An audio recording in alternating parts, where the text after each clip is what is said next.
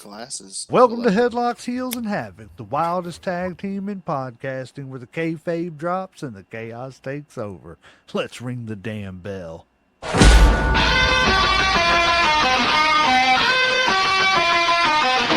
Headlock fight, heels on the prowl, dropping elbows, hearing growl, feel the foul. No script here, just real, no bluff. Kayfabe crack, now the dirt gets rough. Headlocks, heels, havoc in the zone. Stepping in the ring, chaos at your home. No filters, no mask, just raw pants on. Wrestling unscripted, we on the throne. Title bells, mic checks, crowd going crazy. Drop truth bombs, leaving lines feeling hazy. Beyond the kayfabe, past the charade, where legends are born and stories get made. Headlocks poppin', who's hitting the mat? Welcome to the Havoc where the real talk's at. Tune in, step through, leave the fake at the door. Headlocks, heels, havoc, now hear the roar.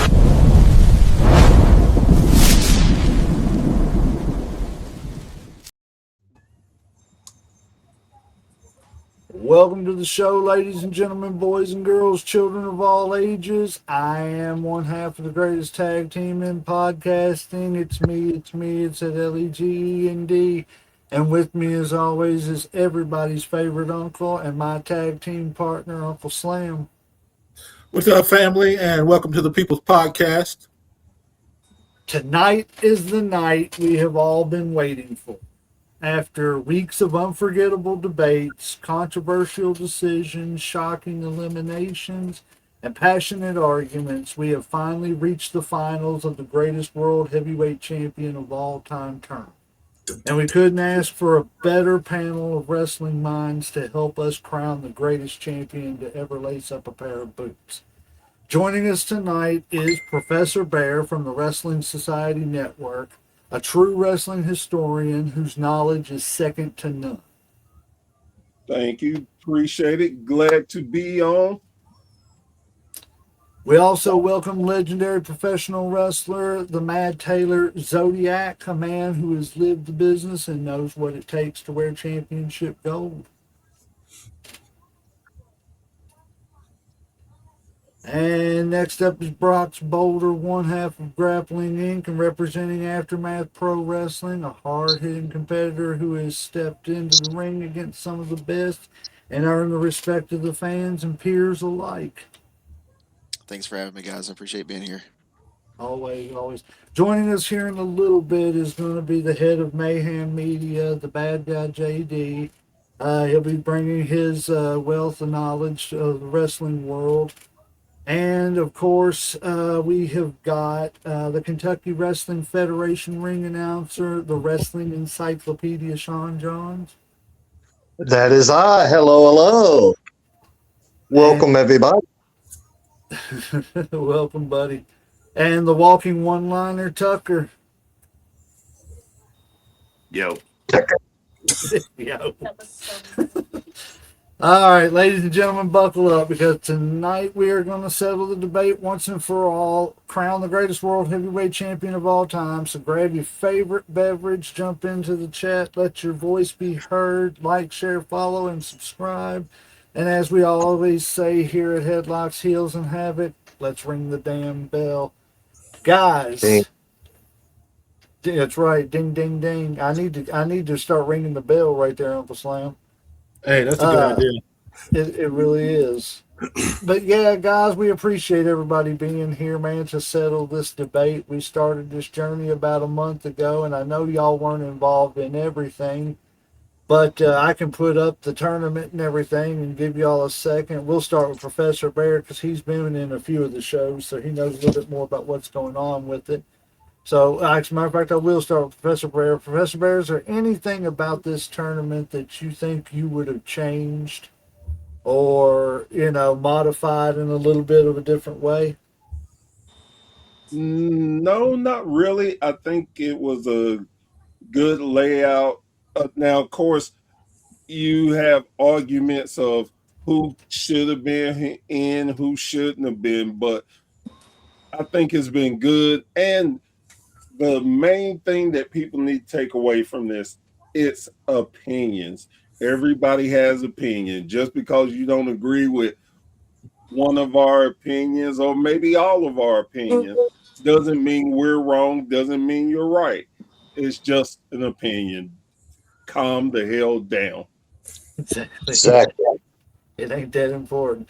Mr. Zodiac, since I haven't asked you this question, and I asked pretty much everybody at the start of this, what do you think it takes to be a true world champion? You know, the guy that, do you think it takes the brashness of a Stone Cold, the flair of a Ric Flair, the patriotic stuff of Hulk Hogan, you know, the Nick Bockwinkel?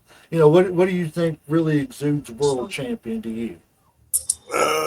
Three things: versatility, marketability, and work ethic. If you ain't got those three things, you're more than likely not going to be a good champion. You got to be able to work with anybody any given night. You got to be able to handle the schedule. You got to be marketable to sell tickets. If you can't do that, you ain't going to last very long. Makes sense.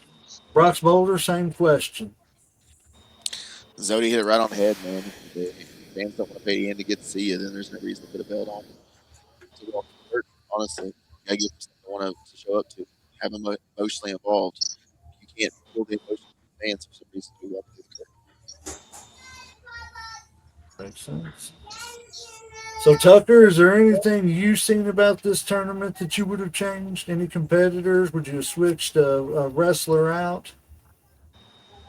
I'm not objectively speaking. Like, if I'm speaking for myself, then yeah, I kind of made my opinion known where I'm going to end up with all this from the very beginning when we were just in the waiting room. But I mean, like, I think there's arguments to be made about every single person in the bracket. Uh, the person that I would choose to be the greatest of all time, I would argue isn't and never was. And it's a fun topic to debate. That's it. That's And exactly so it. I'm cool with exactly how I played. I'm glad that I wasn't there, for the I'm glad that I'm here for the finals because it feels more fresh and vibrant to be to know that it's not just a handful of my favorite picks that I would choose in the finals, people that I genuinely don't like and now have to look at and go, or not that I don't like, just people that I genuinely would not have placed there myself, but now have to look at and then make the argument for. So yeah, I think it's great. Like I said, I'm glad I'm here for the finals and wasn't here for the rest because it seems challenging, and you got to open your mind to some other great talent who may not be your favorite. Because like the other two said, if you hit those three things, then you're championship material. Good. Wrestling Encyclopedia, what you got for us? Same question. Yeah. What I think makes a true world champion is you should be required as world heavyweight champion to go a 60-minute Broadway every night, twice on Saturday, twice on Sunday, should it be required that you do so. Unfortunately, the way society is now, you barely see a 6-minute, let alone a 60-minute match. So I choose, that makes, in my mind, a great world champion. That's why I'm more lean towards the old school world champions that would go those 60-minute Iron Man Broadway, because it's tough to keep people's attention span for 60 minutes. It really is. Tell me you were born in the 70s without telling me you were born in the 70s. I was born in 1980, sir. Oh, my bad. Uncle Slam, is there anything about this tournament you would have changed before we get into the meat and potatoes of it? Yes. The biggest thing that I would change would have probably been the ECW one. I would have probably not made Raven the champ. I would have put Shane Douglas in his place instead. Obviously, it didn't work out that way. I think he's probably a better champ, or I think he would have been better for this tournament than Raven. I feel like Raven's probably going to fall out pretty quick. Now, like most of the other ones, they're pretty close. Like I didn't have any issues with a lot of the other ones now that I'm looking over, but that's probably the only thing that, like I said, I mean, there's some that could have went either way, like AJ Styles and Kurt Angle could have went either way and shit. You know what I'm saying? Bruiser Brody and Kerry Von Erich could have went either way. But for the most part, the only one I would really change probably would have been the ECW with Raven. It's, it, Yeah. it, it was very hard filling this bracket up because, like I said, I set that standard of, I instead, because I didn't do it the way we traditionally do it. I just put all the picks in. I didn't do it my favorite picks because, as you see, Shawn Michaels is not anywhere in this to be found. But I was looking at that like, wait a minute, yeah, there's somebody missing. yeah. Sean is definitely missing out of this, but the standard I set was most titles and the most days as champion His for each injury took company. him out quite a bit. Yes, and because he would have been probably at least 7-time champion had had he got them 4 years back, he could have had 2 or 3 little small runs in between there. Yep. But anyways, I digress. He's not in here. But yeah, so it's just sticking to that. It was hard filling this up. But we are down to the nitty gritty. Like I said, the meat and potatoes. And this is the final four beginning matchup is Hogan Bockwinkel, Raven MJF, AJ Styles, and Kerry Von Erich, the Texas Tornado, as a lot of people will know him. The Nature Boy Ric Flair, if you don't know who he is, you probably shouldn't just be watching wrestling. Sting, if you don't, same. There's a lot of these people, if you don't know who they are, I don't know what you're doing here, but no, I just let it go. This Hogan character, I'm not sure. I'm not familiar. Who? This Hogan guy you're talking This about? Hogan guy? Yeah, he, See your well, or something? He's Professor Bear's favorite wrestler. I That's think what it's it like is. Beer or something. It has a reality show. It's weird. It's Horace Hogan. Let me tell you, also, brother, when he the also- Pythons come down on you, what are you gonna do? he also went by another name. You may know him as Thunderlips, the Ultimate Male. Okay, got you. Got you. All righty. That We're was going to needlessly start simple. this off. Let's see. Well, I guess we'll just start it off in the top left and just go by order. We'll go Hulk Hogan versus Nick Bockwinkel. And so it ain't so hard to keep up with. We're just going to go around the horn every time, and we will start, wrong thing. We will start with Professor Bear. So, as it's been stated, I am not a Hulk Hogan fan. What? Never liked him, never will. Now, just because I don't like someone doesn't mean I don't respect him and acknowledge everything he's done in the wrestling business and him having so many different championship reigns. With that being said, we are blessed to have history to look at this match. Hogan and Bockwinkel met several different times. Yep. And several different times, Hogan could not get the win on Bockwinkel. He finally got a win. And 2 days later, they reversed it. Now, for being the greatest champion, I'm looking at everything from no matter what promotion they were in. I look at the whole entire work. And for me, there's no way on God's green earth could Hogan defeat Bockwinkel head to head. Bockwinkel was the prototype, if you will, of the Nature Boy Ric Flair. They have so many different similarities in their wrestling styles, the way they talk, their dress, their mannerism.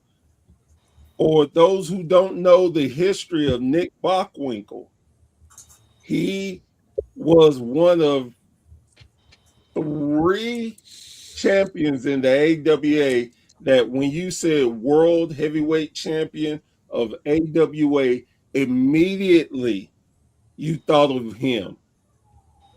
do yourself a favor and go look at some Nick Bockwinkel matches and learn where a lot of these guys and girls get their wrestling style from. And one other thing that is critical to this, the reason why Hogan could not beat him, his manager, Bobby The Brain brain. Heenan. So, with that being said, I'm giving it to Nick. Alrighty. Before we move on to Zodi, real quick, sorry, Zodi.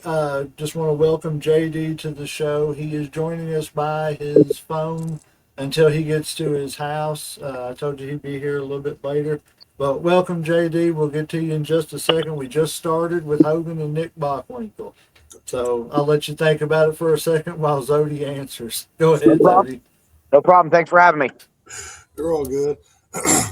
That's an interesting one right there because you've got a clash of styles and kind of a, I don't say clash of eras. You know, Bockwinkel was a little bit later era than Hogan was, but I'm a big Nick Bockwinkel fan. His whole stuff with Kurt Hennig and all that was great. I liked all of Bockwinkel's stuff. He's who I model some of my stuff after. You know, like Bockwinkel, Regal, Jake Roberts, guys like that. And I like a lot of the older AWA guys. That said, though, and I know like they've met before and the outcomes of the matches and everything else. As far as an actual in-ring wrestler, like the wrestler, it's hard to touch Nick Bockwinkel. As far as influence and performer and just that overall influence on wrestling and everything else and world traveled and world influence, it's hard to touch Hogan because he brought wrestling into that whole different era in mainstream media of stuff outside of the wrestling world. So that's a tough one right there. Like, my heart wants to go Nick Bockwinkel. My mind, however, goes Hulk Hogan because it's like, it's hard to touch that. So I got to go with Hogan on that one as far as if we're going to pick a champion who was top of that echelon right there. And it's hard to really care. It's hard for me to compare them because they're two different times, you know. Like Nick Bockwinkel in his time, I think had just as much influence as Hogan, but I don't think he had as much influence globally. And I don't think anybody really has up until like, you know, say the John Cena Stone Cold era. So I got to go with Hogan on that one, unfortunately. And it breaks my heart because like I love Nick Bockwinkel and everything Bear said. I'm like, yep. As far as on the mat, Bockwinkel would wipe the mat with Hulk Hogan. As far as champion, though, and influence, I got to go with Hogan. Alrighty, we got a tie, 1-1 Hogan. JD, who you got, buddy? Hulk Hogan, Nick Bockwinkel. Well, I am definitely not the biggest Hogan fan, and even the short time I've been sitting here, I've been listening to everybody to try and see if I can find a reason to not vote for Hogan. So, and Professor Bear made a great case for Bockwinkel. So I feel completely comfortable in casting a vote for Nick Bockwinkel. So that's what I'm going to do because I can't in good conscience cast one for Hogan. I know he had the global thing. I know that he brought a lot of people into wrestling, but I think about some of the people that he never decided to put over that could have been just as big as stars as him if he would have done what every single wrestler is supposed to do in wrestling, and that's eventually put over the next guy. And Hogan never put over the next guy. So I'm not going to vote for Hogan. I will vote for Bockwinkel. Alrighty, 2 for Bockwinkel. We will just shoot on around, Uncle Slam. This is definitely like a little bit tougher than I thought it was going to be, especially hearing some of these arguments. I didn't know much about Bockwinkel except for from research or whatever. Obviously, like Hogan was my childhood, so I always did like Hogan. But then later on, of course, I found out Terry was a different person. But I'm going to keep my feelings out of this and just go straight by wrestling. And if I'm just doing that, then I got to go with Hogan on this. His impact, his influence. It if it wasn't for him, I don't think wrestling would have been where it is today because he's the one that kind of took it to the new heights or whatever. And I totally agree with what everybody says. Now, if we're just doing wrestling, we all know Hogan cannot wrestle worth shit. I mean, that is like nobody's ever going to argue that Hogan is a Bret Hart or a Chris Benoit or a Regal or anything like that. That's not what he is. That's never what he was supposed to be. He was supposed to be a big, strong guy, a superhero. Have a couple of moves. Get hit a couple times, Hulk up. So yeah, I got to give it to Hogan on this one. It's 2-2. Mr. Boulder. Man, I want to first say, who the hell put Hogan over on Stone Cold in round one? I am so disappointed in everyone. So you would have been in the company of Aaron Rose because his whole tournament got shattered last week because of that. It was hard though. I mean, that's a tough matchup. I would say it is. I looked at it and said, who put him over on Cena? Because my opinion, Cena's the greatest champion they've ever had. I'm sorry. Like Cena, yeah. He should never made it to Cena, but I agree with you, Zodi. I say so. Zodi said those three things in the beginning of what makes a great champion, and all the points have been made. Hogan, short of Cena and Stone Cold, like Zodi said, probably the most marketable global superstar there was. But from a worker's perspective, it's not Hogan. Knowing what goes into learning the ins and outs of the ropes, inside the ropes, and not just making a career out of one leg drop or no selling people's shit. That drives me crazy. Sorry. It worked. It worked, guys. It worked. It worked. It is what it is. And I'm trained old school, and I don't like flippy crap. So both these guys are right up my alley, but it's not Hogan for me, not at all. It's not Hogan, and it's not because I have a hatred for Hogan, because I don't. It's just I'm taking it on pure emotion on the worker side of me, not so much the fan side of me. Because as a worker, I want to see, as someone who books shows and someone who spends time in locker rooms with greats like Zodi and the ones I get to spend a little bit of time in the locker room with, those are the people you want to see across the locker room from you, are the guys that can get in and actually go and work. And to point out a point earlier, someone said that 60-minute Ironman matches are what makes great world champions. Respectfully, I would say I've seen Zodi do matches in 4 minutes that told better stories than I've seen in 60. Just throwing that out there. So, and again, it's my opinion. Just don't shoot the messenger. Just my opinion.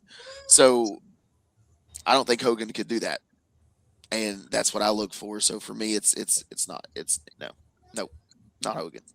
Not a Buffwinkle. Tucker. So, going over, and obviously, like I'm. My favorite Shawn Michaels too. So when it comes to performance and the ability to tell a story, like I like an in-depth story, but that's not what the masses always like, because you could argue that Hogan did and Cena too did in 5 or 6 moves told an in-depth story that Shawn Michaels told with, the greatest of all time in a 60-minute Ironman match. And both stories are compelling and have their fan base. I think whenever it comes to, and I'm trying to speak objectively, not as a worker, not as a wrestler, not even as a fan, as any, just objectively speaking, no one can take away from Hogan what Hogan was. And, I know Zodi and Brox, you said the thing about the 3 things that make a champion. I think, the greatest champions did one of 3 things. They either led, they followed, or they got out of the way. And, like with Hogan, he was a leader. He set the pace. He set something new. With Brock Lesnar, he was a follower. Brock Lesnar, I would argue to the day I die that his second run in WWE was his best, and it wouldn't be what it was if it wasn't for Paul Heyman. He fell in line with somebody who knew how to market Brock Lesnar. And then you got the people, you know, who are arguably great champions who didn't really have the run they needed, but they got out of the way and let somebody else. They put somebody, they were there as a placeholder and was a great champion for. I would almost argue that Edge was that for Cena. You know, Edge did not have nearly the time with the belt that Cena did, but he held it and then he put Cena over. And that's one of the greatest rivalries of all time, in my opinion. So when it comes to these two, there's just not a comparison. Nobody will ever be Hogan. You know, talking about Hogan, I don't like that Hogan beat out Austin last round either. But you know, it's like what John Lennon said: if there was no Elvis, there would have been no Beatles. If there had been no Hogan, there would not have been a Stone Cold. And I regardless of his character and anything, I have to give it to Hogan. Like Hogan is we're having this conversation because Hogan did what Hogan did. You know, you walk up to somebody on the street and you say, "Hey, who is Hulk Hogan?" Everyone's gonna know. You know, and that's just how it is. And so, regardless of how well he worked or how great of a champion was, I'm not a Hogan fan either. And when it comes to that, but if we're talking about greatness of champions, yeah, last round I would have voted Stone Cold. But in this round, when you got this niche little, you know, AWA champion, like I'm kind of surprised that he won out versus Hogan. Yeah, I mean Hogan takes it in my opinion. He just, you know, he was a trailblazer. He didn't do anything special. He didn't do anything great. He just did it different, and it worked at that time. And so, you know, like anybody who says that Hogan, if Undertaker puts Hogan on the Mount Rushmore, then I don't think any of us can argue. Very true. 3-3, Hogan, Bockwinkel, Wrestling Encyclopedia. Who do you got? All righty. Well, I'm going to expand on how somebody says Hogan wasn't a great mat wrestler.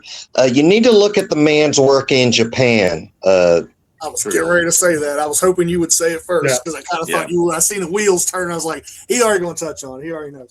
Yeah, he did Japan. And he had a match with the Great Muta, and he was doing doing mat wrestling moves that you never see somebody big like him. And then he hit Enziguri, which at that time was a very seldom move by him. Uncle Slam did not believe me that Hogan did an Enziguri.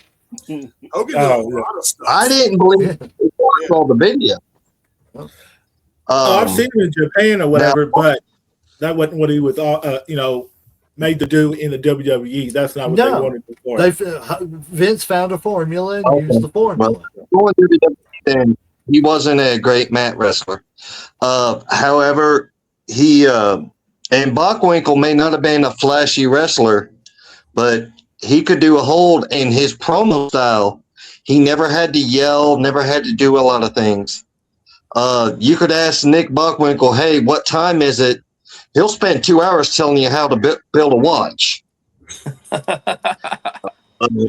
Especially when he had Bobby Heenan, Nick Bockwinkel, Ray Stevens. That tag team alone in the AWA was tremendous. And then Nick Bockwinkel as WC year and a half or whatever. Not a lot of people remember that. I didn't know he was a wrestler when I started watching it. Then I started studying my history. But Hogan and Bockwinkel and Hogan put on some great matches in the AWA. And you had mentioned that Hogan had beat Bockwinkel and then it was reversed. That happened actually twice. Yep.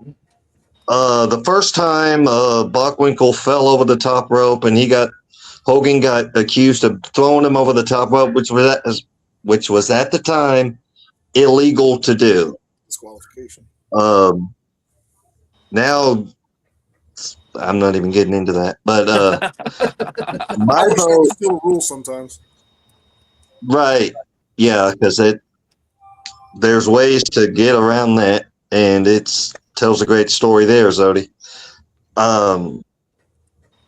So we all know what Hogan's done in the business. I'm not going to talk about Terry because that's been driven into the ground. Terry Bollea, but I'm talking about Hulk Hogan, the wrestler.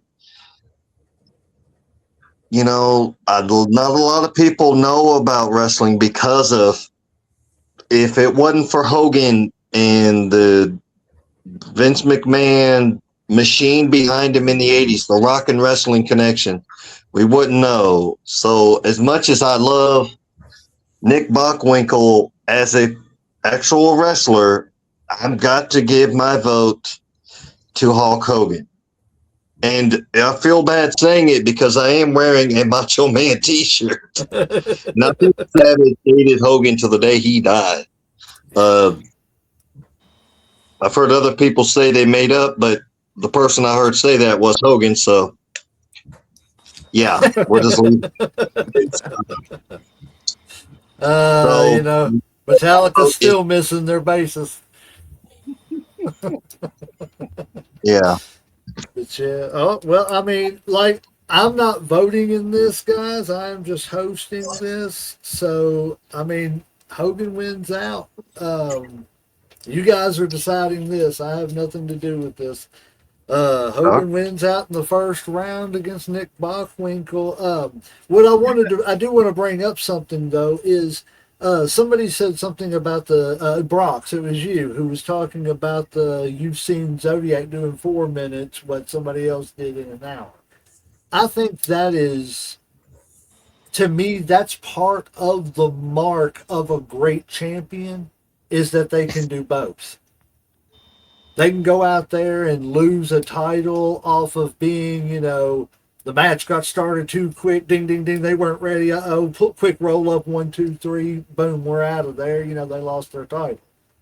You know, you can always come back from that next week or whatever, you know, blah, blah, blah. But you can also go in there and wrestle somebody for 60 minutes too. I think that makes the mark of, I think it's just the time and the place. Both of those things are prevalent if you use them right. You know what I'm saying? That's the beauty of wrestling to me and everything. And I think that's the beauty of what somebody like Nick Bockwinkel could do. To me, Nick Bockwinkel was Flair before Flair, if that makes sense. Yeah. I think, you know, he was kind of like, I think Flair kind of looked at him a little bit and said, I could do that and then just boom, bump it up a whole lot, you know, type thing. And another known fact, I don't know if you know this, Professor Bear, or the rest of you guys, Hogan was actually the very first ever IWGP heavyweight champion. Yes, I did know that. Beat Antonio Inoki by countout in the tournament final. Sure Which did. was But still, you know, not a lot of people give Hogan that much credit. What was you saying? That was unheard of in Japan at the time too, to beat Inoki in any fashion. Yes. True. That was when he was using the Axe Bomber over there, and he was like the big American guy because he was wrestling Tenryu, he was wrestling Muda, he was wrestling Hansen. Yeah. If you go watch those matches, you got to understand too, he was trained by Hiro Matsuda. That's so it. like he was very well trained and versed in wrestling. Even his old AWA and stuff like that, he wrestled. But over here, people didn't want to see a guy like that wrestle. They just wanted to see the big guy. Mm-hmm. And if you go watch his stuff in Japan, his match with Muda and stuff is like 30 minutes long. Well, and here was his match with Inoki and Tenryu.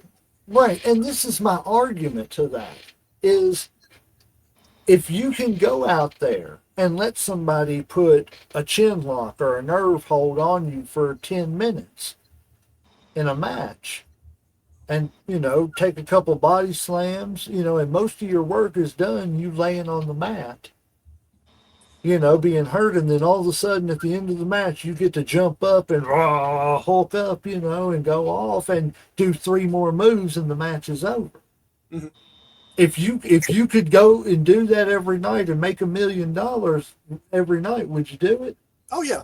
See, so you can't. That's what I'm saying. There's the art in both of it. You know what I'm saying? He found his formula. You know, that's what I was gonna bring up. And again, I hate saying this because how much I despise. And my thing for Hogan has nothing to do with the man Terry Bollea. ever since I was a kid, I never liked Hulk Hogan because I was brought up in the NWA where Dusty. wrestling mattered. Yep. And Yep. but I would say this for Hogan. Hogan knew the sport. He knew it inside and out. And I'm not mad at him for politicking his way, for being smart enough to move a certain way. I really am not.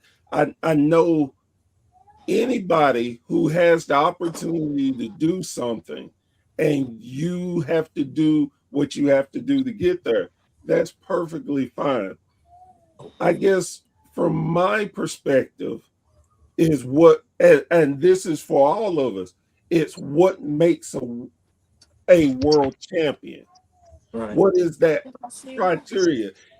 Hogan is by far, arguably, the number one wrestler in the world, known by everyone.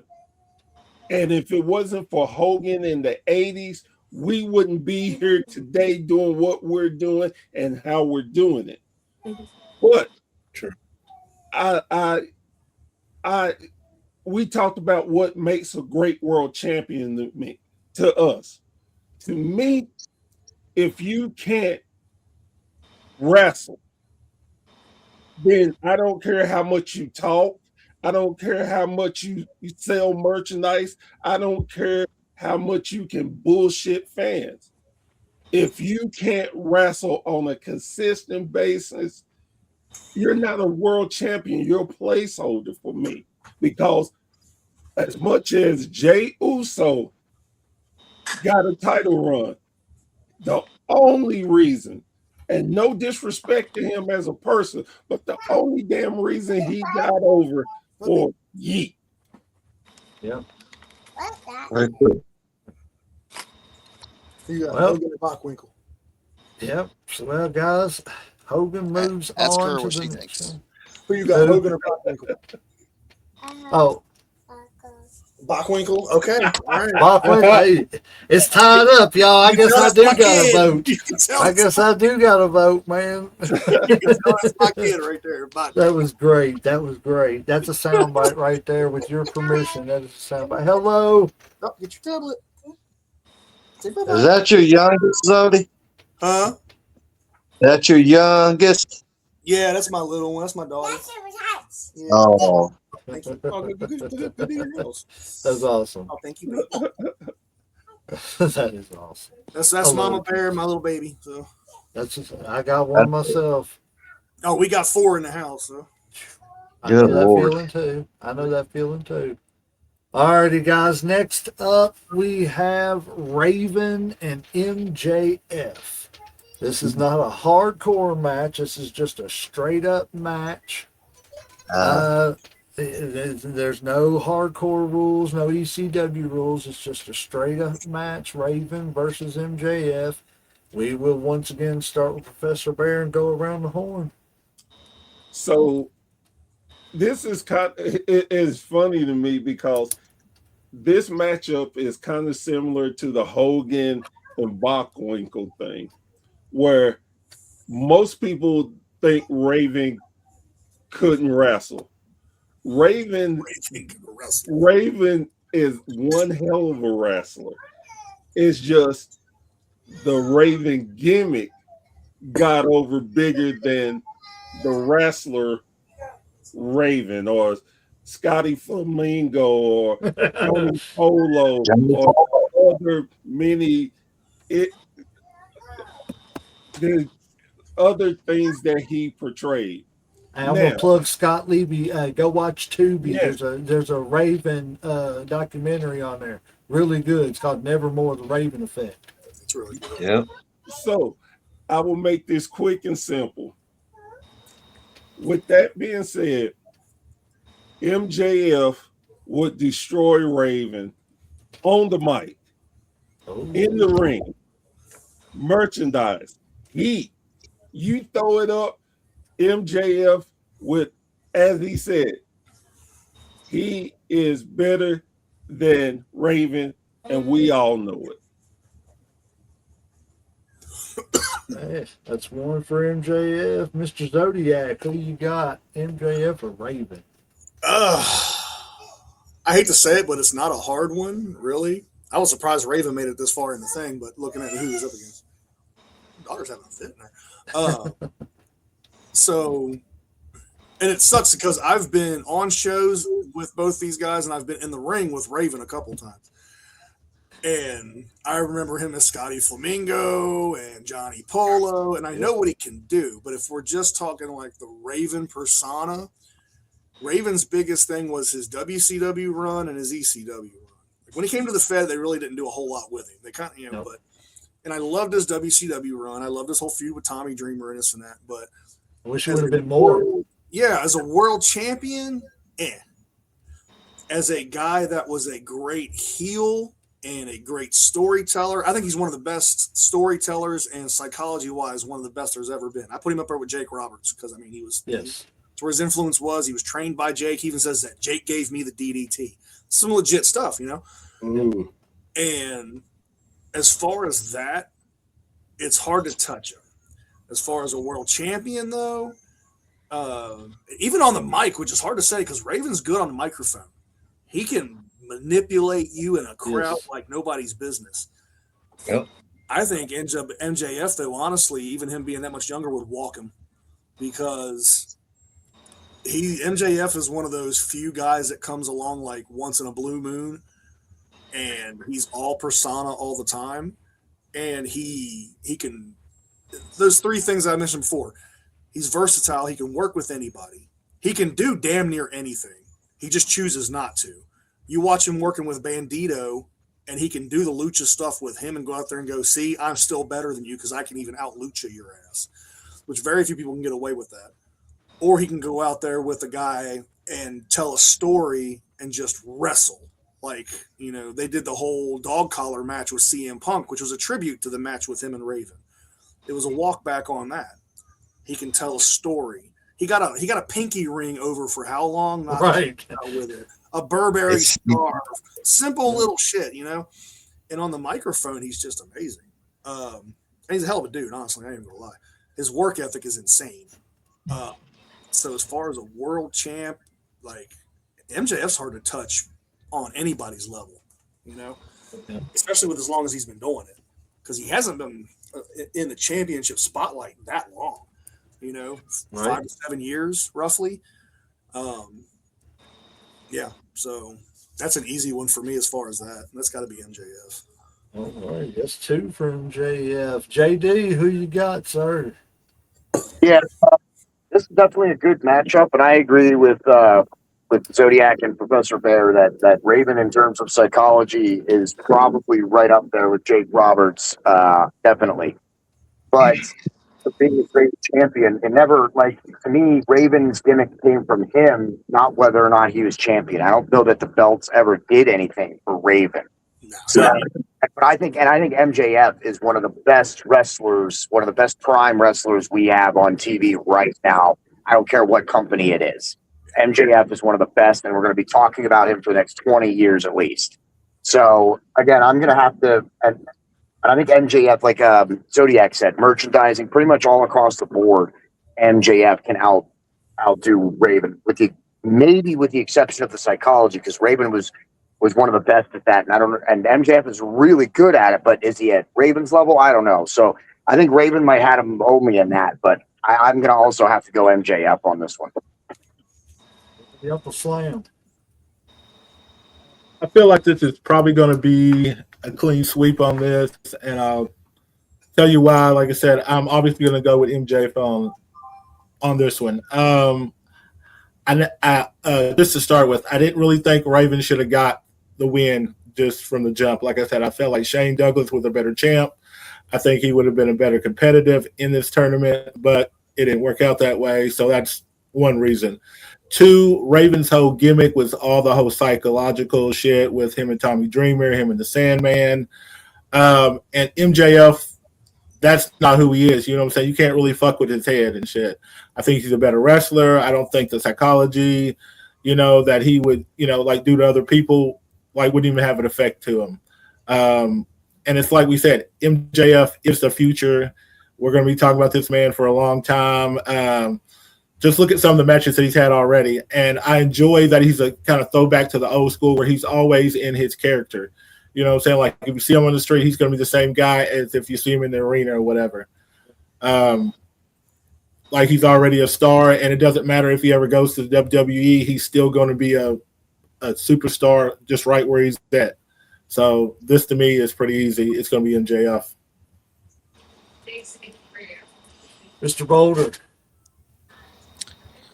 So, uh, stealing something we said about Hogan. I'm going to go with MJF, and it's a runaway for me because of MJF found something for him that works, and he stuck it, just like everybody said about Hogan, right? Hogan found something that worked for him, and he perfected it. MJF MJF has made a career out of being an asshole all the time, 24/7. When he wakes up, he's an asshole. When he goes to bed, he's an asshole. When he's on camera, he's an asshole. When he's off camera, he's an asshole. Because that's who he is, and he does it better than anybody in the business right now, I think.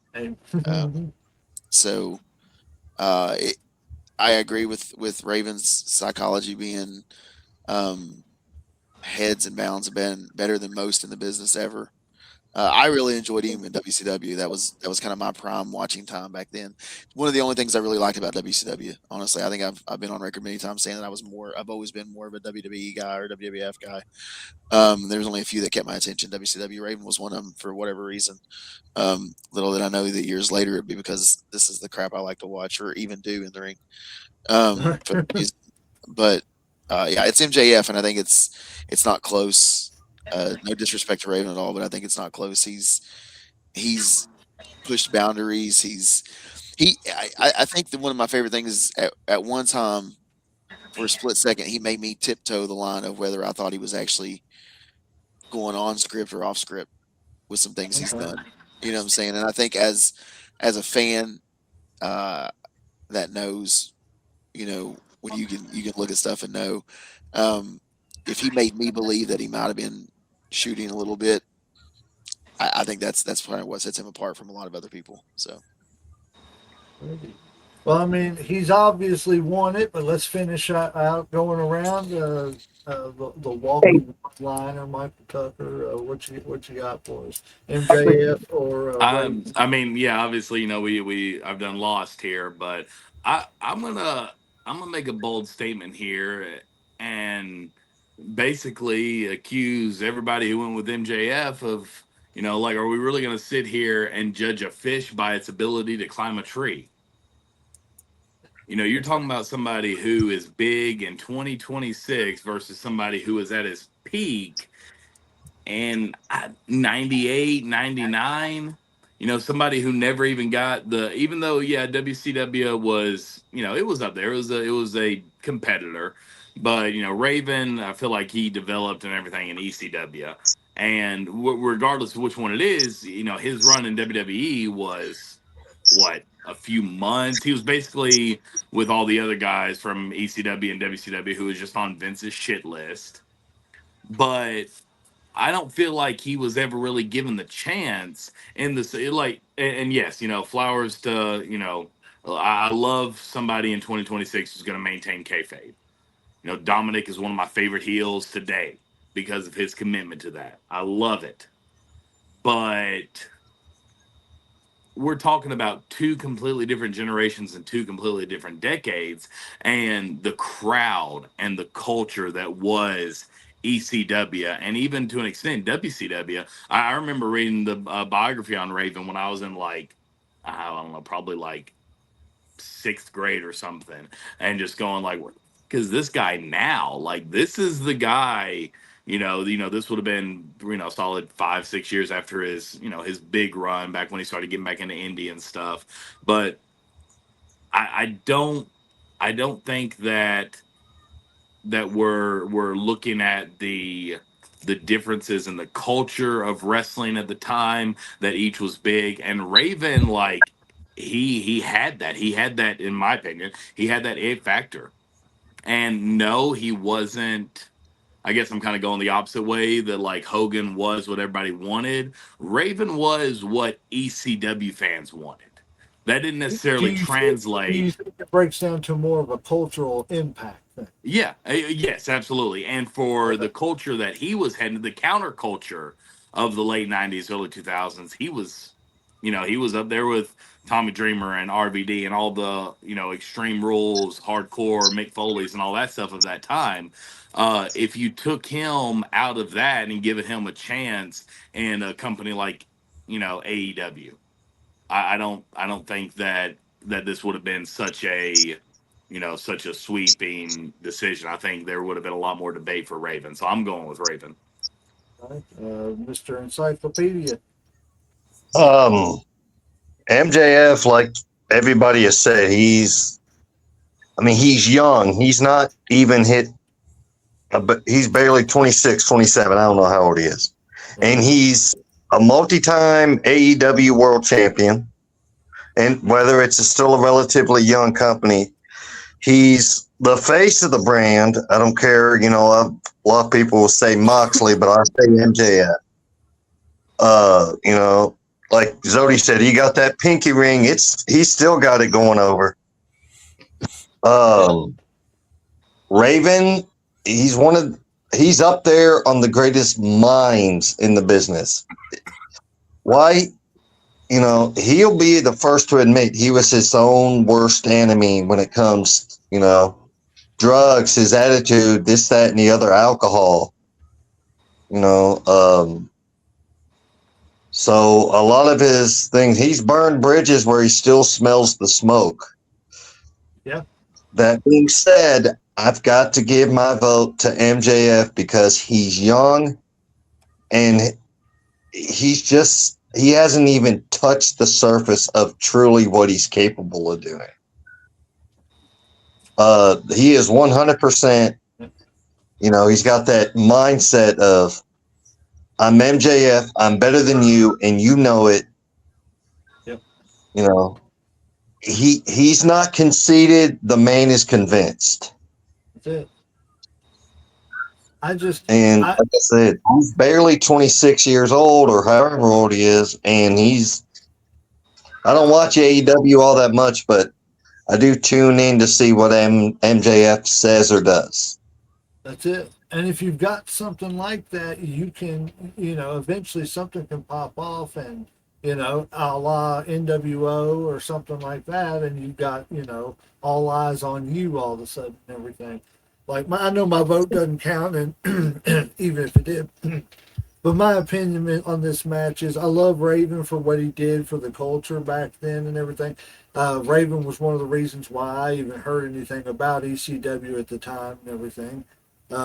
But as far as MJF goes, I think MJF is literally a generational talent.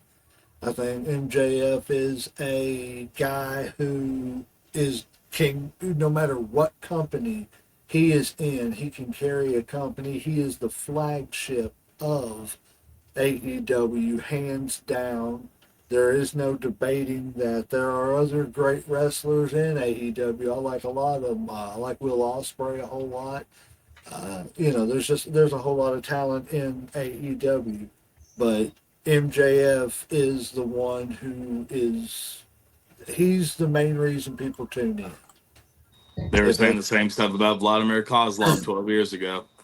Well, what? Hold on a second, Legend. I never thought I would hear that comparison. Hold on. I got two things I want to say real quick about this whole situation. Okay, when it comes to the whole Raven versus MJF. MJF, I feel like this is a good matchup because, look at the companies. You got ECW, which is kind of, of course, hardcore kind of stream, and you got AEW, which is basically almost the same thing, maybe a little bit more tamer because they don't have as much crazy shit from the audience or whatever, but they come up with crazy shit. So I feel like this is a really good matchup. Like either one could go to either side, and I still think MJF is the top talent here. No matter if you took Raven and put him in here or there, I think MJ is one of those people. He's going to shine no matter where he's at. And like number two, I'm pretty sure Raven was just diagnosed was it last year with Parkinson's disease. Yes. Yeah. So so shout out. I mean, prayers to him. Shout out for him or whatever. Yes. Yes. Because man, I watched it. I encourage everybody to go watch that documentary. It was really, really good. I was impressed. I'm gonna watch it again probably before the weekend's over with. I'm so glad that Yeah. was a unanimous vote, actually. But yeah, MJF blasted that one. I mean, one Raven. Tucker, how does it feel to be on an island all by yourself? No, just joking. I feel like it's a place I can have the most intelligent conversation. Well put, Turd. Heard that Well, before. Well put. I would say this for you, Tucker. You just met me, so you'll learn. You know? Thanks, Papa Bear. Alrighty. We are going to go around the horn here, and we are going to just go on across the way and do AJ Styles versus Kerry Von Erich, the Texas Tornado.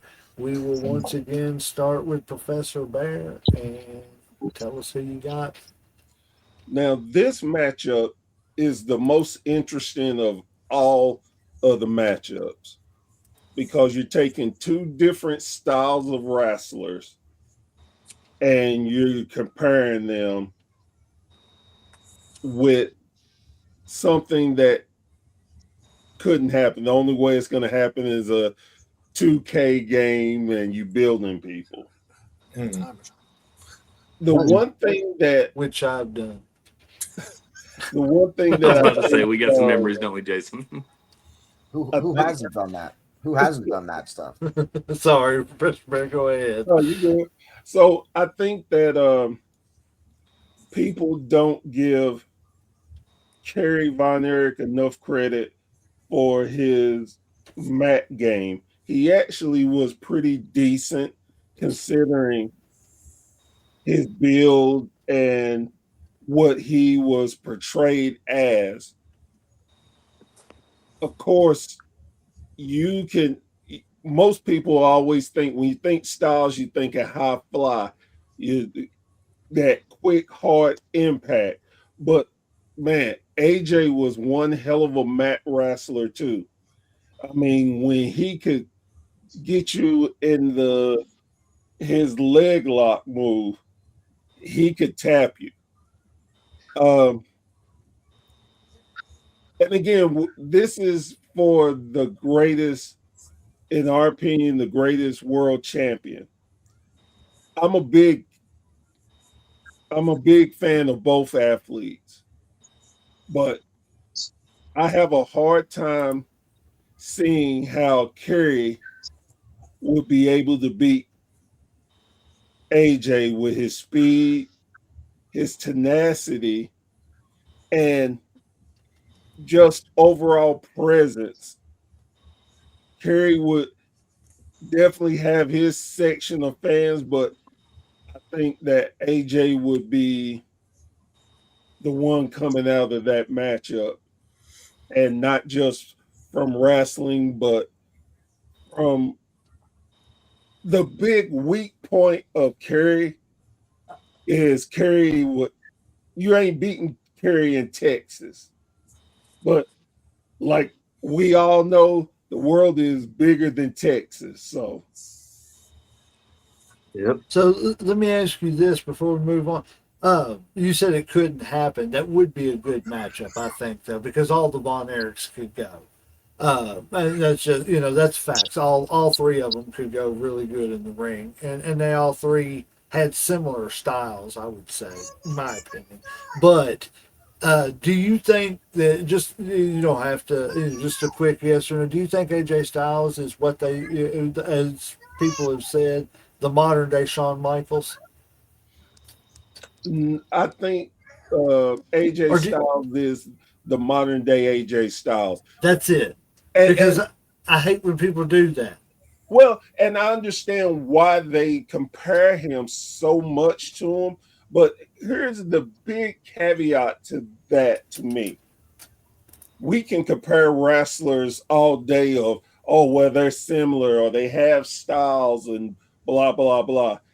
How many wrestlers can make their own lane, their own way, and do so much when, look, most people said that AJ had no chance in WWE. And what did he do? Nobody thought he would First succeed. ballot Hall of Famer. Nobody thought he would succeed in New Japan the way he did. No. Every time you count AJ out, AJ wins. Exactly. Yep. Xodiac, who you got?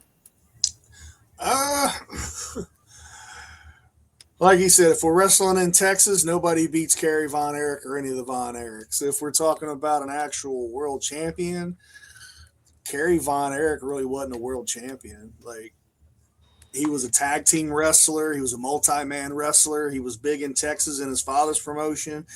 He was a one-time NWA champ, held the world-class, I think, world-class title a few times. Yeah. And had he not had the motorcycle wreck, things might have been different. He was a great intercontinental champion. His whole feud with Mr. Perfect was fire, but he was never really a big-time world champion. And I might catch hate for this. I think the only reason Kerry Von Erich and the Von Erichs got so big was because the way their family pushed them in Texas, and then they got over with that, and they put them over on everybody. Great talent, great athlete, all of them, great athlete, great people. I've never met him, but I've seen like his brothers and stuff where they're still out. Good people. But as far as a world champion, like a lot of that, he just wasn't a world champion. Right. But could he have been had the motorcycle wreck not happened? I think he would have went on in WWF at the time to get the Intercontinental Champion, and I think he would have been a world champion potentially in WWF, but circumstances. I agree with that because Hogan was on his way out and the things weren't working out with the Ultimate Warrior. Yeah. And I believe 100% that's why he was brought into the WWF. I believe the drugs just got caught up. Yeah, because totally. And everybody wanted to put him over. So, yes. Had the drugs not been there, I think he would have still gotten a run, even with the leg thing. Yeah.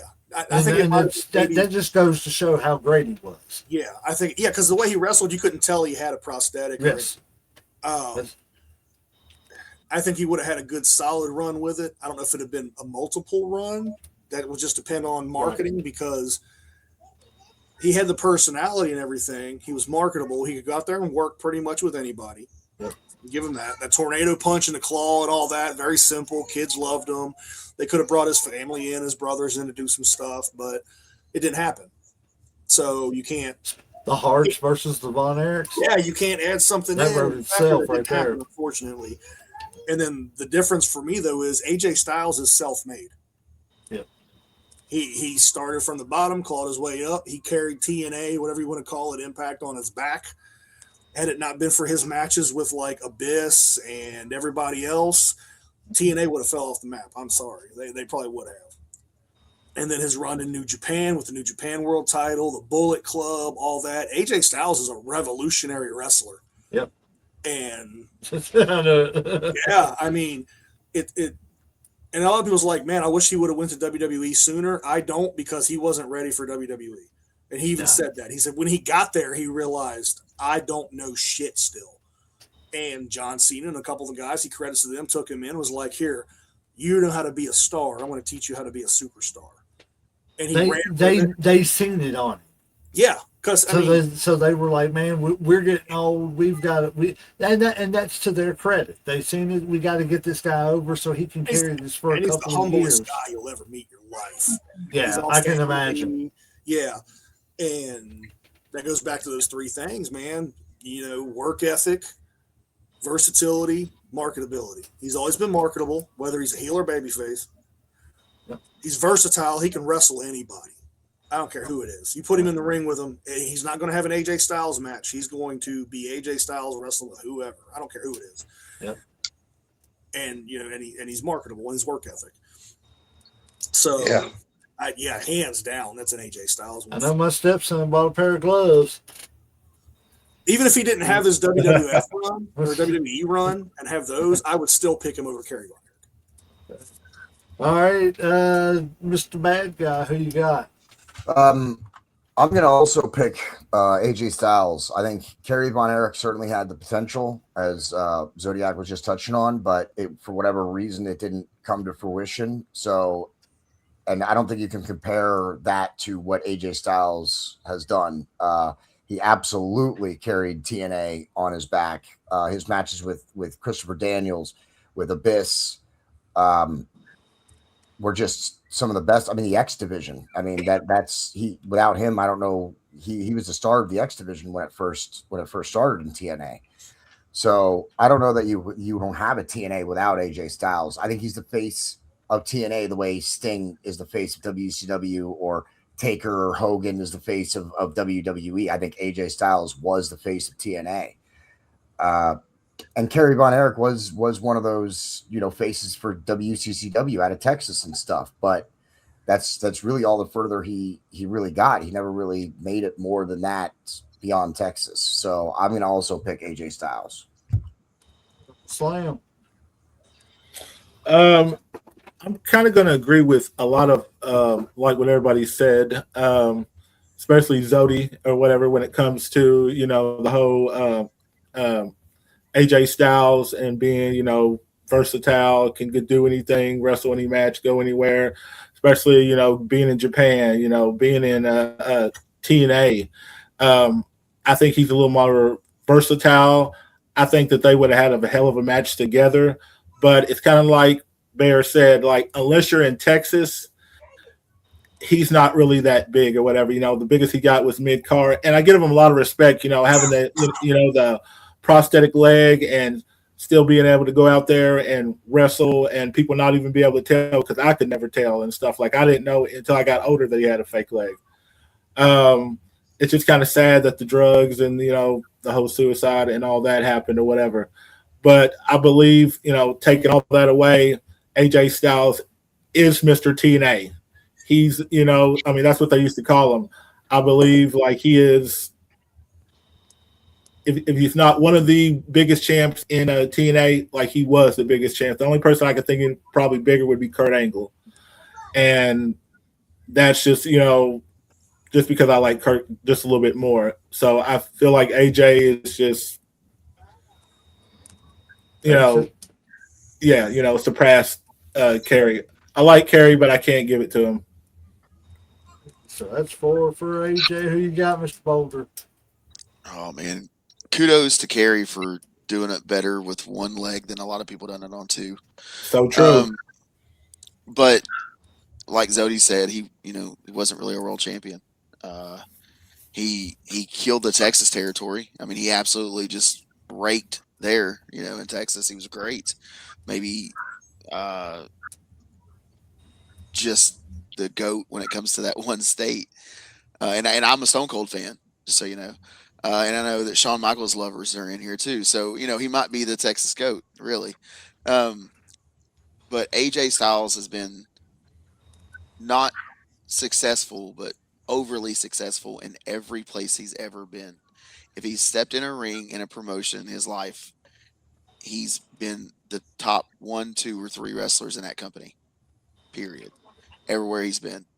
He's busted his rear end in every place he's been. He's innovated things everywhere he's been. And you said first ballot Hall of Famer. The dude had been retired 17 minutes and he was in the Hall of Fame. So that tells you that. I mean, that's something, right? People can say it's because they was trying to keep him out of AEW. Whatever it was, they saw it fit to put him in the Hall of Fame within minutes of this guy being retired. Either he was a true Hall of Famer, or the fact that he had that much of an impact that he was leaving. Exactly. And it was so we got to secure him staying here. Yeah. So that's the impact of AJ Styles. And then somebody alluded to, Cena and these guys, saying, "Hey, listen, you're great, but let's show you how to be even better." Those guys seeing it in them, those legends seeing that in AJ when he comes to WWE. It's AJ all day. It's AJ. Let me ask you this real quick. Do you think that the thing that hampered WCCW and the reason we weren't talking about WCW, WCCW, and WWF at the time was because of the fact that Fritz wouldn't go like national and global? Sure. I mean, that's Vince McMahon had a vision, and his vision was for it to be on every television in America and all over the world. Fritz didn't have that same vision, so for him But to do you be think, had he had that vision, you think the Von Erichs themselves could have been global stars like a Flair and like a Hogan? very much potential, I think so. Honestly, I think they Okay, really I could have do been. too. I really do. Well, yeah, 100%. Yeah. Yeah. Yeah. Okay. Alrighty. Well, regardless of the fact, Texas had a hold on them. Tucker, who you got? Obviously AJ Styles, I feel like in this one it almost goes without saying, to be honest. But I will say this, as a disclaimer, a little asterisk by all the Von Erichs, that I don't think anybody would disagree with me whenever I say, much like a lot of the guys from that era, the Ric Flairs, the Dusty Rhodes, the greatest match that any Von Erich ever had more than likely was not televised. More than likely was in front of under 100 people. Was a Right. match that we will never, ever, ever get to be blessed with. Kind of like how the greatest guitarist that's ever lived probably died living homeless in the streets of Nashville. Some Saturday night at the Sportatorium against the Freebirds or something like that. Exactly. Yeah. But I'm really surprised that I think Professor Bear mentioned the whole Shawn Michaels connection and stuff right out the gate. That's natural to kind of gravitate towards those comparisons. For me personally, I've always said or thought that like AJ Styles, he's not Shawn Michaels, he's AJ Styles, but if you wanted to describe him to a wrestling fan who's familiar with the business, familiar with these performers, who just happens to not know who AJ Styles is, in my mind, you've got wrestlers who talk about their heroes. Shawn Michaels, his hero is Ric Flair. AJ Styles, in my mind, is Shawn Michaels if he grew up wanting to be Sting, or Sting growing up wanting to be Shawn Michaels. He's like the two of those melded into one, from the small competitor to the WWE to the in-ring psychology to the performance to everything. He is the best of Sting and the best of Shawn Michaels wrapped into one. And so it's, in my opinion, it's almost unfair. I think, in what was it, his and Cena's last match, Cena did his little salute to him where he had the announcer say he is the definition of total nonstop action. You Yeah. could, where they always say, you can put Shawn Michaels in the room with a broomstick and he would, have a 5-star match. You could put AJ Styles in Madison Square Garden in front of 20,000 people, or in the Armory here in Danville in front of 20 people, and he's going to absolutely tear down the house. Now, it might be the same. I'm sure it was the same way with the Von Erichs, but we just never got that. We never got that with Terry or any of them. We And got it too so, late. do what? We got it too late is the We got it problem. too. Yeah, absolutely. And so, yeah, I feel like it's just kind of a natural no-brainer to go with AJ, and that doesn't take anything away from Terry and everything that he did. But yeah, it's AJ all the way. Mr. Encyclopedia himself. Alrighty. Another bit of useless knowledge. Had Hogan not left the AWA, from what I have heard, they were actually going to try to recruit Kerry Von Erich, not Terry Von Erich, Tucker. Oh, my bad. Yeah. I got to mess with you. But they were going to try to recruit. What'd you say, Brox? Wow.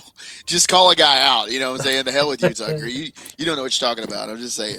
I still had Hogan on the brain. Well, like I said, a little bit of wrestling knowledge is they were going to have Hogan not left the AWA, had he stayed under Vern's thumb, if you will, they were going to try to put the rocket ship on Kerry Von Erich. Kerry. Now, With a K. but, obviously Hogan saw that his day, there was a ceiling at the AWA, and, they say he was supposed to marry Vern's daughter and he get a title shot, whatever.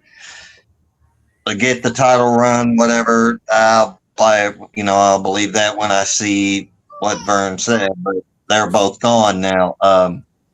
AJ, from the beginning of TNA, actually from the end of WCW, there was something special with AJ Styles. Because he was in WCW. Yeah, he was in WCW the last 2 months. There was something special. You couldn't quite put your finger on it, but there was something very special about AJ Styles. Well, he was part of that new wave that everybody that was coming in, like Jindrak and O'Hare and Palumbo and all them and everything. What's crazy is I was living in Texas at the time, near Dallas. So I got to actually visit before they tore down the Dallas Auditorium. I got to drive by. I couldn't go in and look around, but I was like, oh, cool. And then, but I was, syndication to wrestling. There was NWA Wildside.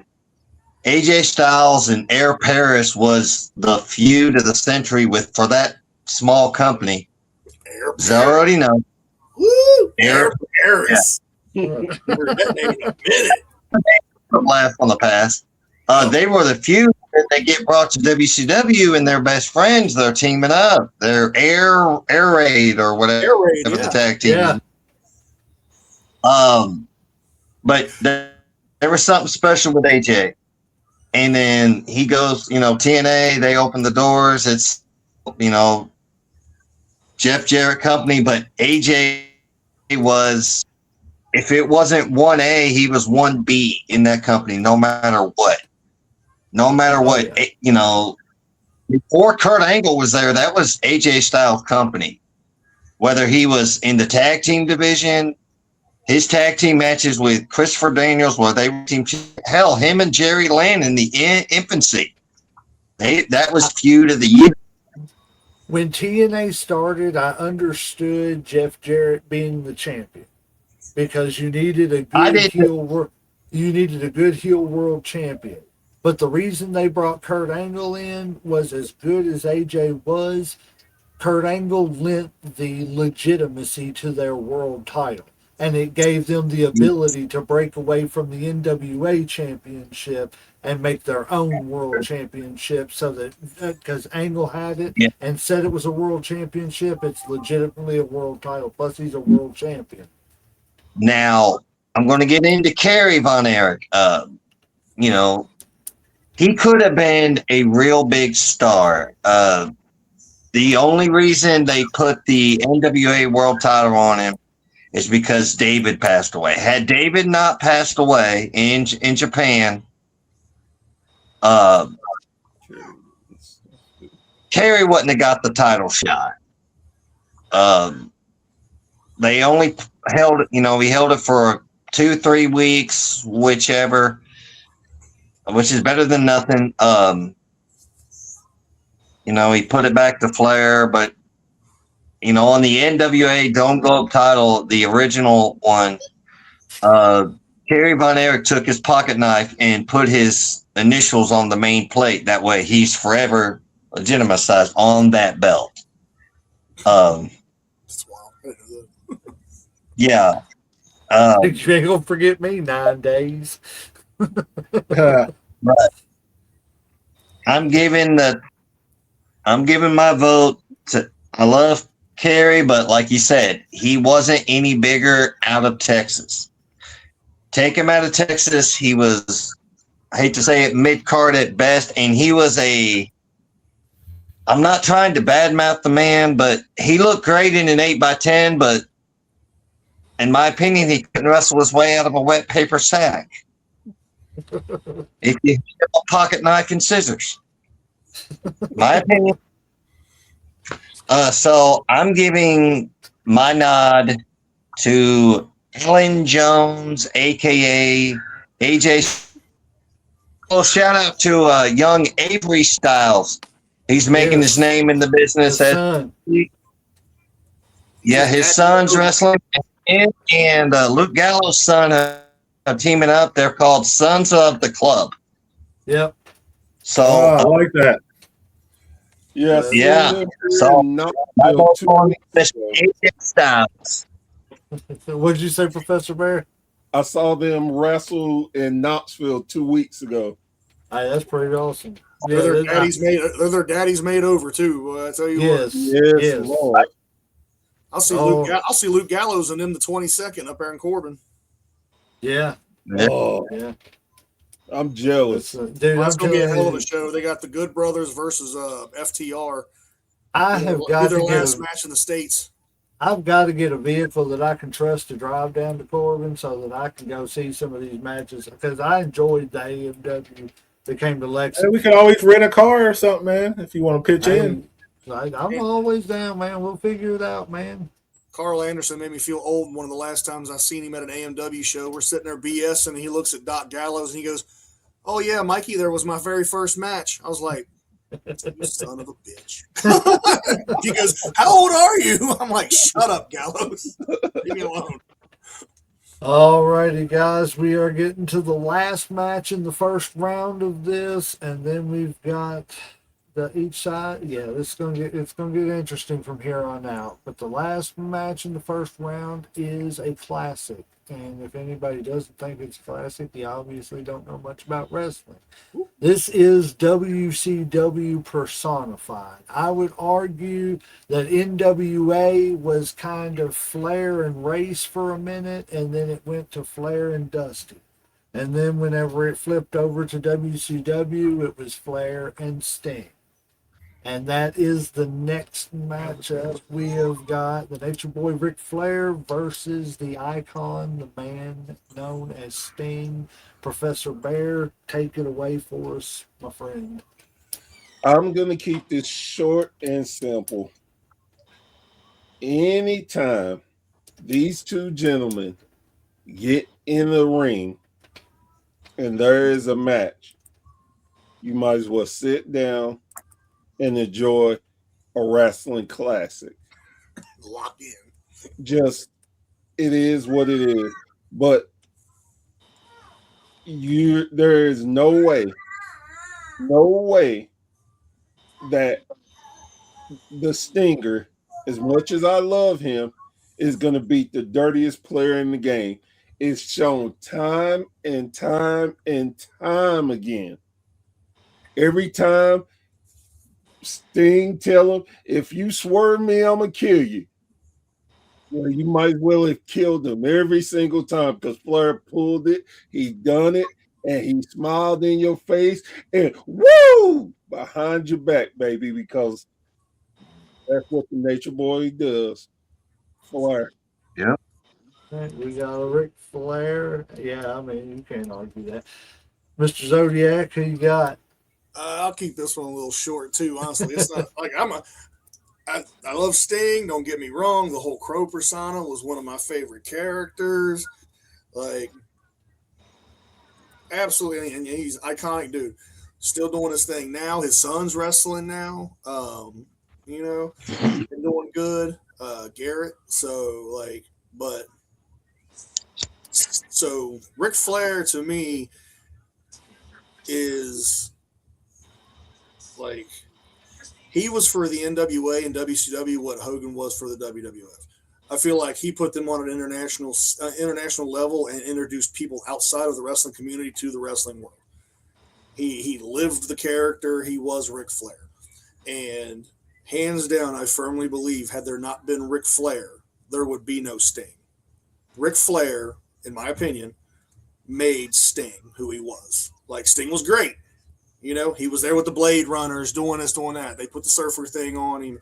But had it not been for his stuff with Ric Flair, Sting would not be Sting.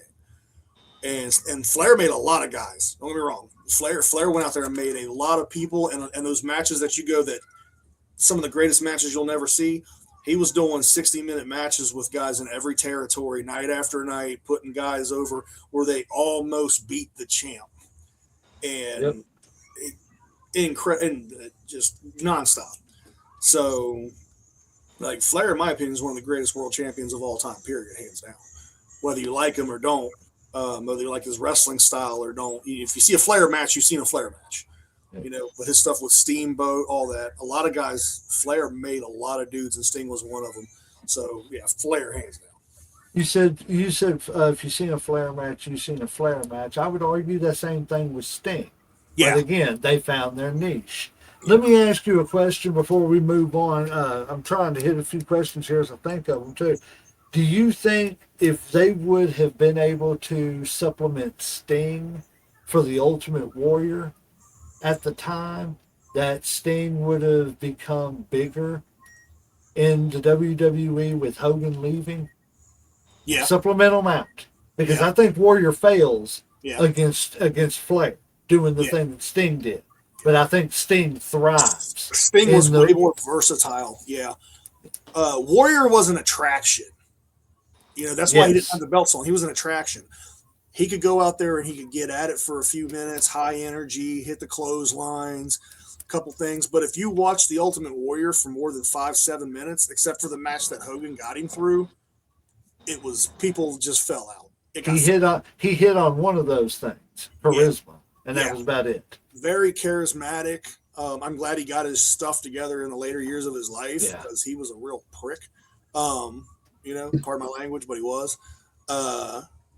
And had that been Sting instead, with what he would have done with it, and like the way he would keep relations with the office and do good business and everything else, yeah, that he would have like a rocket ship. They could have strapped a bottle rocket to him and fucking flew him to the moon. Like he would Oh have been, yeah.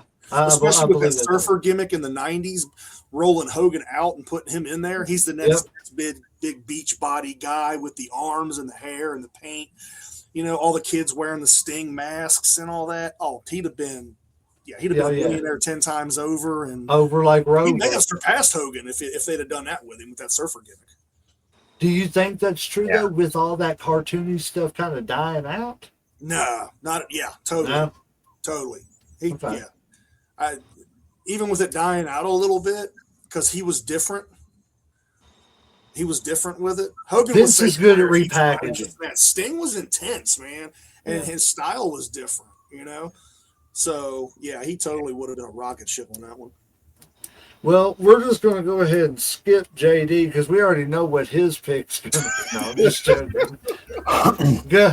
Go ahead, JD, or should I go ahead and just put one down for Sting? Well, you never know. I might maybe I'll throw a curveball your way. Listen, of course, anybody on the panel who doesn't know obviously knows by now that Sting is definitely my favorite wrestler. He was the one that got me into wrestling. I went as Sting for Halloween several years in a row. I love Sting. Yeah, I'm one of the biggest Sting fans throughout his whole career. I don't care what it is. I love everything that he does. Wait, now who is Sting? All right, man. Listen. Let's step Oh outside. my god. Step outside, he said. Let's step outside. No, but I mean, listen though, without as big as Sting was, and yes, I think he was likely as popular as a Hogan and a Flair and all them. Like he could compete with the draw and everything, and he could certainly go in the ring too. Him and Flair used to wrestle 60 minutes a night through the mid to late 80s and into the 90s, so they could both go in the ring. The thing is, though, it comes back to I think something Xodiac said, and that is, without a Ric Flair, is there a Sting, or at least is there a Sting the way we know him? I don't know that there is. I think we would have gotten the Surfer Sting because that was Dusty Rhodes' idea, but would he have gotten as popular? Would he have gotten as big without his work with Ric Flair and the Four Horsemen and his feud with the Four Horsemen? I don't know about that. I think that was one of the things, like Zodiac said, and I think Professor Bear said it too. Flair was so good at putting people over, even if he was the one that won the match. He's still he could, as Zodiac said, he would go around to the territories and nobody would beat him, but he would still make every single one of their company's representatives facing him look like they just got there. They were a fraction of an inch away from being able to knock off the greatest world champion at that time. So as good as Sting is, and as everything that he accomplished, and I include his undefeated streak in AEW as a tag team, I also really appreciate that he never wrestled a singles match in AEW. WWE was the end of his singles career. Oh, yeah. So think about that. Yeah. He never wrestled one singles match in AEW. They were all tag matches or 6-man tag matches. But I just, as much as I love Sting as a fan, though, objectively, is he the greatest world champion of all time? And can you put him over Ric Flair? I don't know that you can do that. So I'm gonna throw a curveball at everybody, and I'm actually gonna go with Ric Flair on this one. I as much as I love Sting, I just don't see how you can say that he's a better champion than Ric Flair, who wrestled and was champion on and off for 55 years. Good points, man. Good points, Uncle Slam. I love Sting.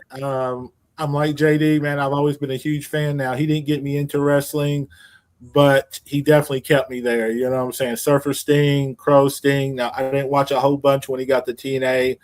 I kind of fell off a little bit of that.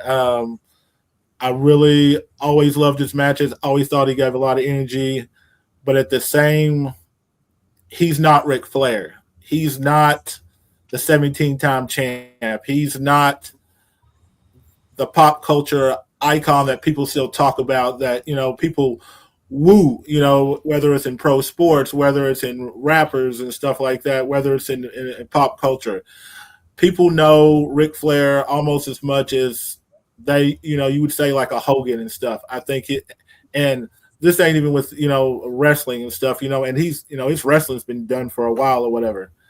I just think Ric Flair's just too big. I mean, I think that it's kind of like you said, he could go to any territory. He could make anybody look good. I mean, he damn near did go to every territory. I can't really think of any place, or I can't think of too many people that he didn't wrestle or wouldn't wrestle. It does not need to be done on here.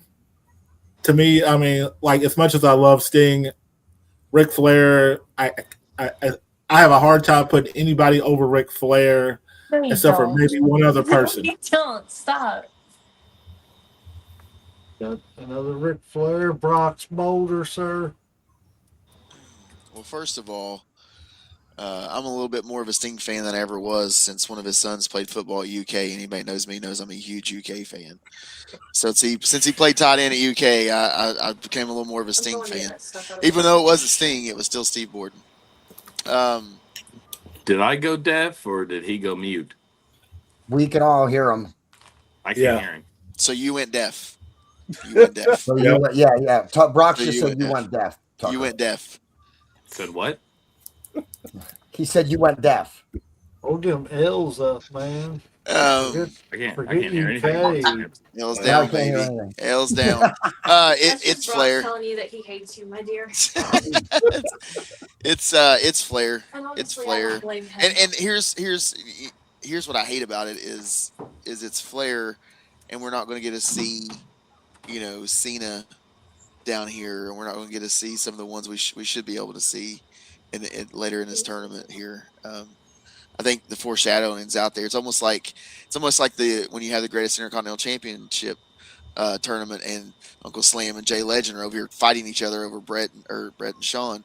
We're doing some foreshadowing here already. So it's Flair.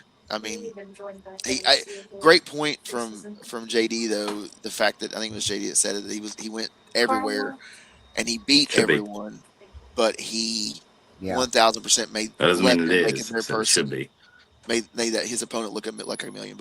That's what the game's about. Is how can I get that person over and get myself over at the same time? And Flair might have done that better than anybody else. So Flair. We lost Tucker. I don't know what he did. He's having technical issues. It's domestic issues, is what it sounded like. Oh, yeah, that's true. Domestic issues. He's having a Flair issue. Oh, there he is. I'm back. I was going to say in a Flair debate. Imagine that. Right. I started a fight at home. No, I just missed everything. Oh, we're just making fun of why you dropped out. We were like, he said it sounds like domestic issues. JD said he's having technical issues. Brock said it sounds like domestic issues. Like I said, domesticals. Well, she told me, she said just log out and log back in. Yeah, that's always There the you go. best way with StreamYard. Yeah. That is. Yeah. We thought maybe you were being abused or something with your domestic That's issues. it. No, perhaps. no, no, no. That was We were with the last concerned. marriage. That's Take not with this take one. your Oh, glasses good, off good. and blink twice if you need help. Right. Yeah. All else At fails, your leg. all else fails, give her 2 claps and a Ric Flair. There you Two go. claps and a Ric Flair. If you're going to They do think the you're Ric, abusing me, my dear. if you're going to do the Ric Flair, you're just going to have to give her the clap. If you're actually acting like Ric Flair. I've never had the clap. I can't pass it. Wait, what? Who? Never mind. Tucker, who you got? You got Flair, you got Sting, sir. Okay. I think I'm abusing you. Because I left the chat. Oh, damn. Accurate, but So, gosh. Love that. We can hear everything she's saying. I don't know if she Again, knows that.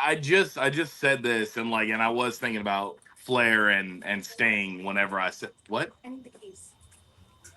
I was thinking about Flair and Sting whenever I said this on the last one about we got Starrcade. What was it? 97, 98, Flair and Sting. This god awful match. 97, 98? 97, I think. Yeah, that was- the greatest match between Flair and Sting. None of us will ever get to see. It wasn't recorded. It wasn't whatever. Comparing Sting to Warrior, I don't know. I got ADHD too. You give me enough cocaine and steroids, I could be as big as the Ultimate Warrior. Whatever. But and I love Sting. I absolutely love Sting. But I think it was either JD or Uncle Slam who said it.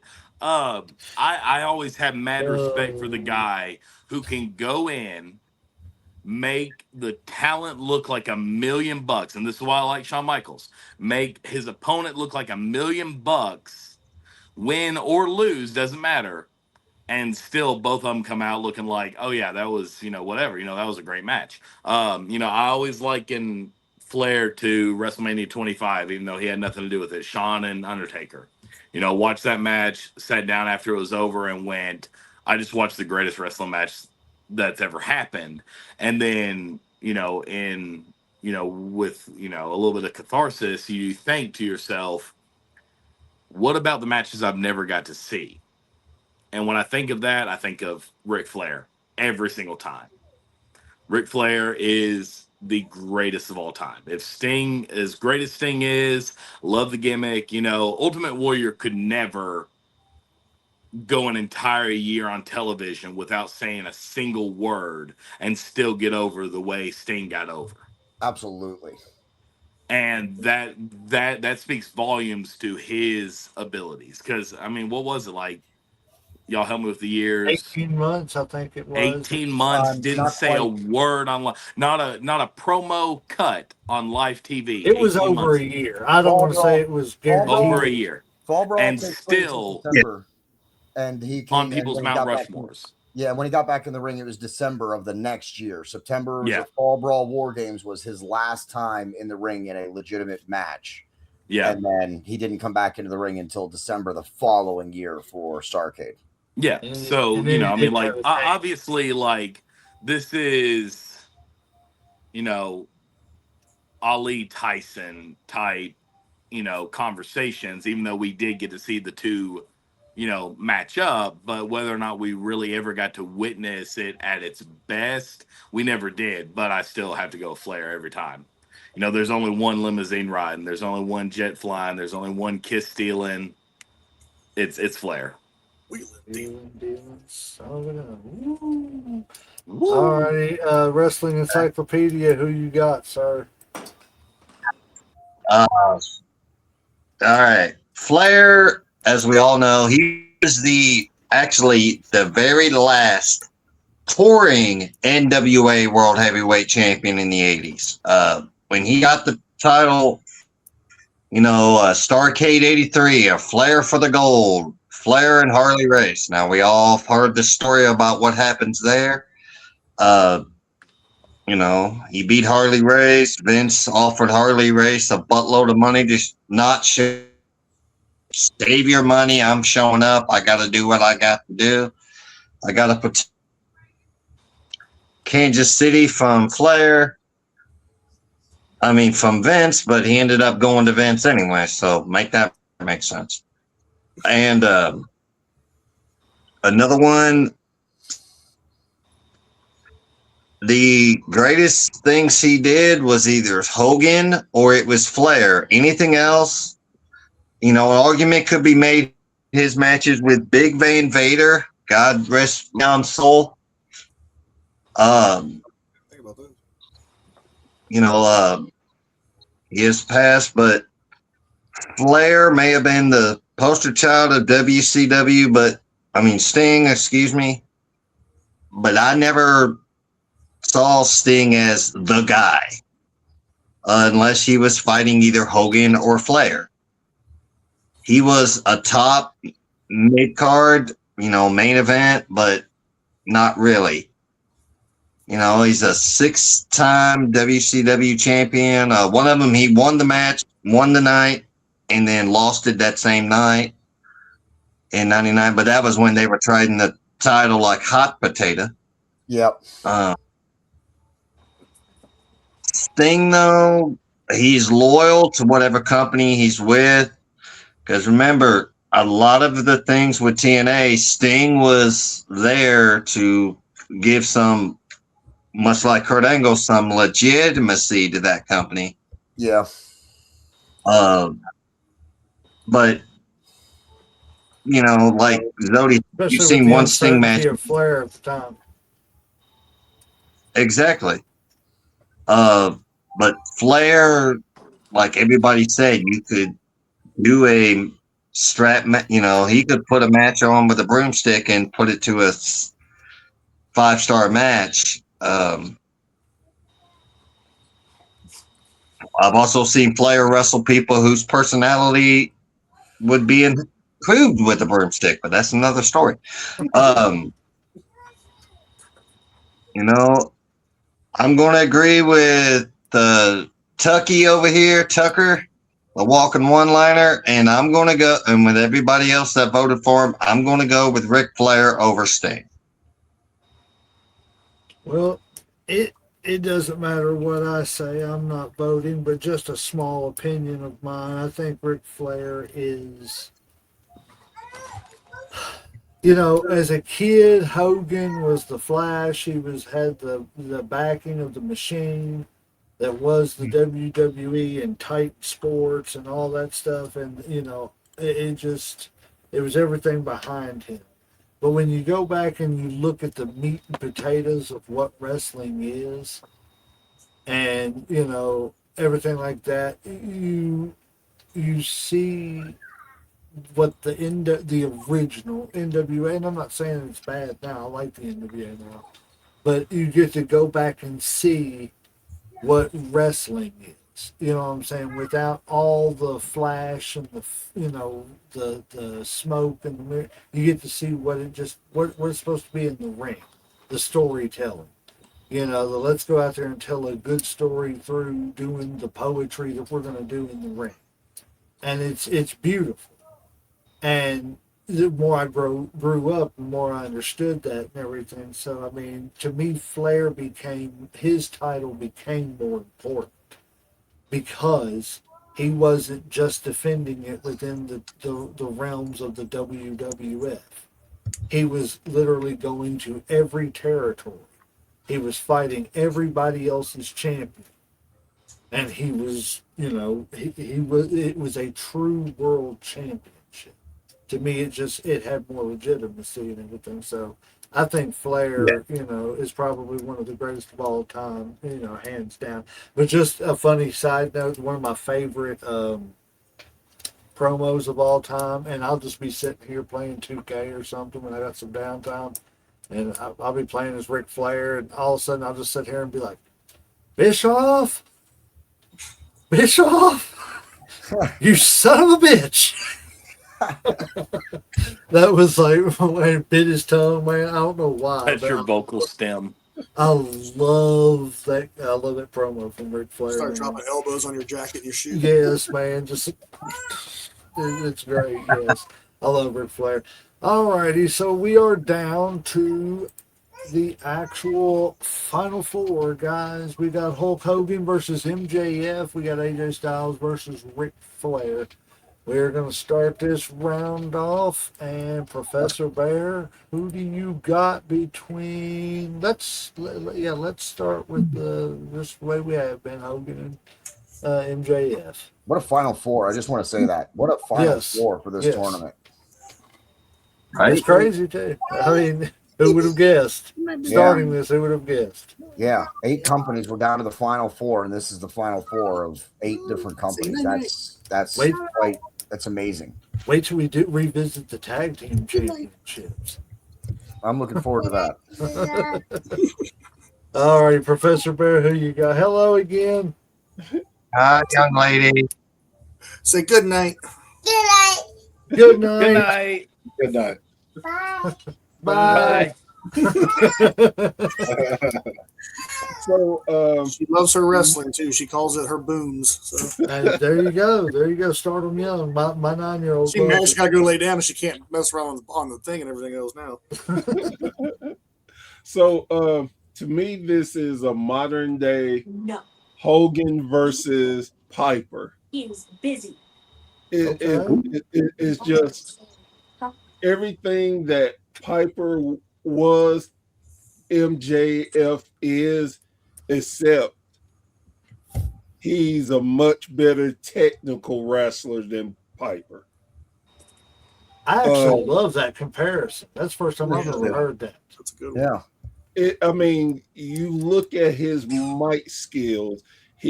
Whatever he wants you to feel, you're gonna feel. Absolutely. He knows how to hit buttons that would just take other people over the edge. And the biggest thing for me, and it even kills me to even say this, as much as MJF would light a flame under Hogan, and would probably even make Hogan come out to Terry Bollea, that damn leg drop would win at the end. I hate to even let it come out of my mouth, but truthfully, it got to be Hogan. I have to ask a question to all people who have been active wrestlers. And I'm being honest, because I don't know if it's like some insider secret or something, but why is it that every move that anybody did in the 80s always started with bionic? It was either bionic elbow, the bionic leg drop, the bionic. I mean, I'm surprised it wasn't like the Steve Austin, the bionic stunner. I've noticed that. Like everything was bionic this and bionic that. I was like, was everybody $6 million man? Was that? The $6 million man, Lee Majors. He was bionic. They had the bionic woman. That's right. A lot of like when Dusty would do the bionic elbow, he had a shoulder pad, elbow pad on. Yep. If you look really closely at those 80s videos, you can see their eyes going boop, boop, boop, boop, boop, boop, boop. But they put it on a little thing like Dusty had bionics put onto his elbow. That's why his elbow was so powerful when he'd hit you with it. Yeah, I never understood why everything was bionic. I just never got it. Professor Bear, who did you vote for again? I'm sorry. Oh, you're gonna make me say it again, Jesus. Hogan. That's right. The leg drop one. The leg drop one. Again? I'm sorry. The leg drop one. Zodi, go ahead. This is an odd one. I like the Hogan Piper comparison. I had a different comparison, which was it's kind of similar. I don't know why when I see this kind of matchup, and I'm not putting him on the same level. Because like he's on a whole other level. But one of my favorite matches was Hogan and Rock from WrestleMania 18. Okay. Now I'm not putting MJF on that Rock level because that's a high tier thing. I think he's beyond it already. I could see it as a build match like that, and depending on what timeline we're talking, like I could see MJF winning a match like that. I like because Rock won that one. That one was the big one, and they were smart enough in that match. I like it to flip it to where it was like, okay, this ain't working. Hogan's not the bad guy in this. Right. So Hogan's the big. I would love to see Hollywood Hogan against MJF, and I think that would be a money match. And finish for me, Hogan misses the leg. MJF smooshes him with the fucking ring, pardon my language, with the ring. Boom. 1, 2, 3. You know, he surely ain't going to take the Panama Sunrise from him, or the other the pile driver through the ropes. So it's got to be a dirty finish. That don't work for me, brother. But please. Oh, you got me. You got me, brother. You got as a me. revolutionary champion and one of the greatest world champions, I think I got to go with MJF on that one. Okay. All right. That's my swerve on that one. Zodiac, you're my new best friend, buddy. All right, JD, who you got? I'm sorry, I'm not casting a vote for Hogan. In my opinion, if you want to be the greatest world champion, if you want that title of being the greatest world champion, then at some point in your career, you needed to put someone else over. I don't believe that Hogan ever did that efficiently or effectively or in the way that it was needed to be done. The Rock come on, that was Vince. That wasn't Hogan or Rock. That was Vince. Vince did that whole match. That was all Vince McMahon. It had his fingerprints all over that match. So, and even then it wasn't, I don't know. I'm not a Hogan fan anyway. So I'm not going to vote for him. And I think MJF is twice the heel Hogan ever was. I think he's more charismatic than Hogan ever was. I think MJF is the future of wrestling, whether he's in WWE, AEW, NWA, or TNA, wherever he's going to go, you're going to have fans following him now. He has his own fan base. So I don't think I'm not going to vote for Hogan. I think MJF, I don't know if he's young yet. So is he the greatest world champion of all time? I don't know if he's there yet, but I think he's going to be. And like I said, I'm not casting a vote for Hogan. So MJF. All right. So we got 2 for MJF and 1 for Hogan. This is going a little lopsided. For Slam, are you going to swing it back around? All right. I'm going to kind of piggyback off with kind of like what JD said or whatever. I don't think MJF is the greatest yet because he's so young. That doesn't mean he won't be in the future, but we ain't talking about the future. We're talking about right now. And as far as right now, Hogan is that man. He's been that man for a long time. In the 80s he was. When he came back and went to WCW, he was again. I believe his impact in wrestling is just too hard to deny. I think there's only maybe one other person that I might put over him. As far as being the greatest or being the GOAT of wrestling. I think MJF is a better wrestler. I don't know if he's better on the mic. I think one day he will be bigger than Hogan, but I don't see it right now. So I got to give my vote. I got to give my vote to Hogan. Come on, Slam. I back you up all the time when you and J Mac are arguing. I know. Shawn Michaels. You can't back me up in this. I can't. I got to stay true. I mean, got to do it. Mr. Boulder, who you got? Can I have a recap? Because I got kicked out and had to come back in. Can I get a recap on where the votes are at? And we are sitting at a 2-2 tie. Yep. Nice. Oh, and I looked it up too because I was curious. We kept asking. MJF is 30. Oh, 30? Okay. He was born in 96. So, in the interest of fairness, like Uncle Slam said, if we're talking about the greatest world champion ever, that adds a lot to the decision for me. If we're talking about how much I am not a fan of someone, that adds a lot of the decision for me too. But in the interest of fairness, it's Hogan. I think MJF will be that guy. I think when Zodi's little girl is having this debate with her friends in 30 years at 10 o'clock at night, on a podcast, they'll be talking about MJF. But I think right now for this one, it's Hogan, and then it kills my soul to say that because once again he got past Stone Cold Steve Austin somehow. But whatever, I digress. Whatever. Chuck, who you got? Um, uh, I think with uh MJF's age and stuff, you got to take that into consideration. I compared him, or I think Zodi kind of I dropped his jaw earlier whenever I compared him to Vladimir Kozlov. But like I'm talking about somebody who was white hot at one time. I remember seeing Kozlov at against Triple H in Rupp Arena back in like 2000, I don't know, 11, and like everybody thought he was going to be the next big heel, and then he just dropped off. So like we have to understand that at any given time, he could piss off the wrong person and be mid card tomorrow. That never happened with Hogan. He's been pissing people off his whole career, and that ain't happening. That's fair. That's fair. But he can piss off the wrong person in the wrong way, or what? Like it's the night's still young. I guess it would be the way I would say that. But or it could be Magnum TA where he gets injured. This is also true, but this is also could be. Exactly. I mean, I don't. Am I allowed to swear here? I mean, yeah. I mean, as long as you're going up on a tirade or nothing.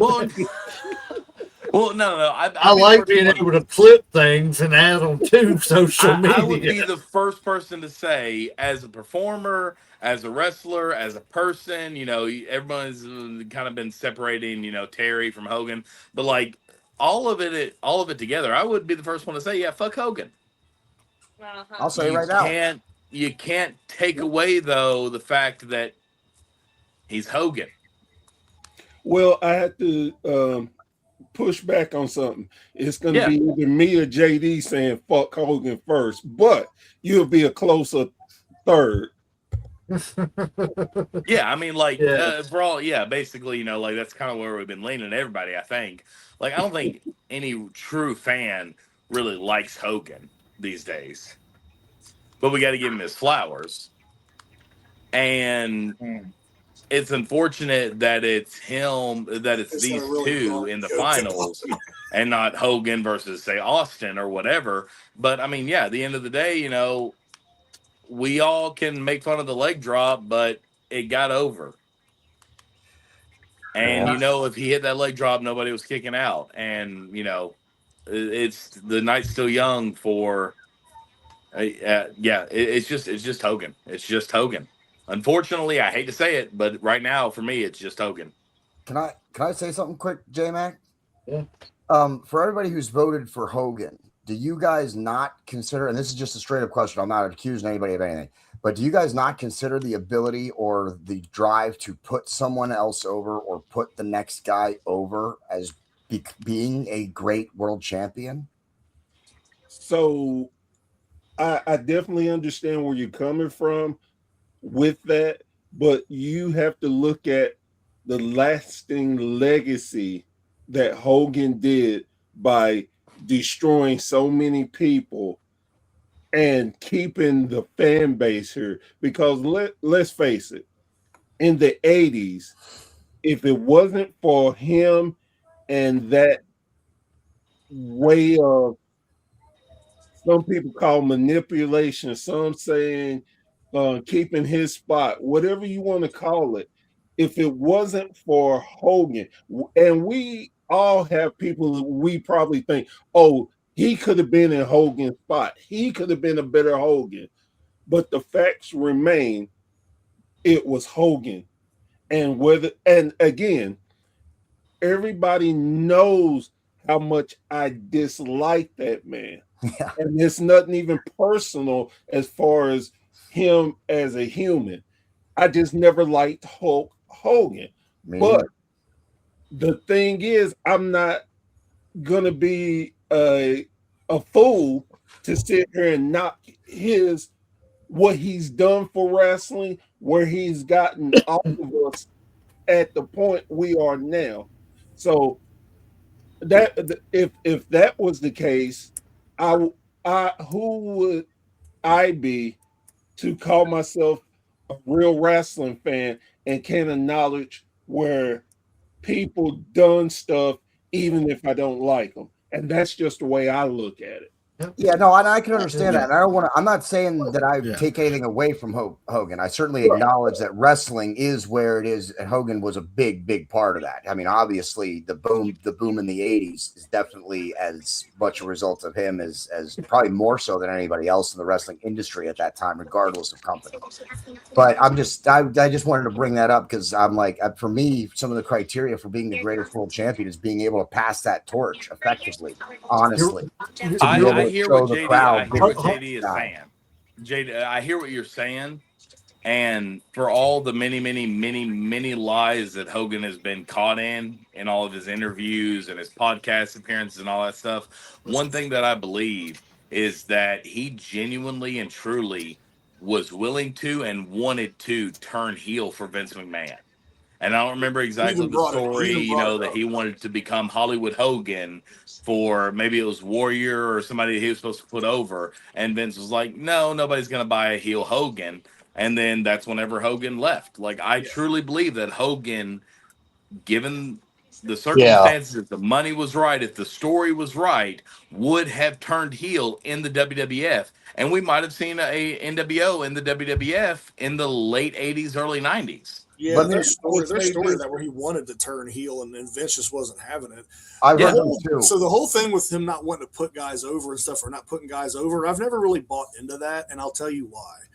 Hogan would put people over when the time was right or if it made sense. Now, he didn't drop the title to just anybody, but if you look at his history of matches, he always got beat down and beat up until he got that big match at the end. Because you think about it, he put over a lot of guys. He put over Yokozuna. He put over Bret Hart. He put over The Undertaker. I was going to over say, Slaughter. Who was Earthquake before Hogan? Yeah. He made a lot of guys by basically letting them beat the fire out of him. And then as the story goes, it comes down to the match, the whole Hulk Hogan rhetoric finally takes over. What am I going to do, brother? I need the Hulkamaniacs. I need this. Then there's the big build for the match. And you got to figure a title was only defended when he was wrestling twice a year, 3 times a year, 4 times a year on big pay-per-views. You didn't have all these big title defenses every month. So he didn't have the opportunity also to put guys over for the belt because they only defended it at these big shows most of the time. So, like, if you look at the guys he put over as opposed to dropping the title to, that's a whole different list because he built a lot of really big and think about this. A lot of people don't recognize this. Hogan did something for someone that nobody ever gives credit to. He took a loss to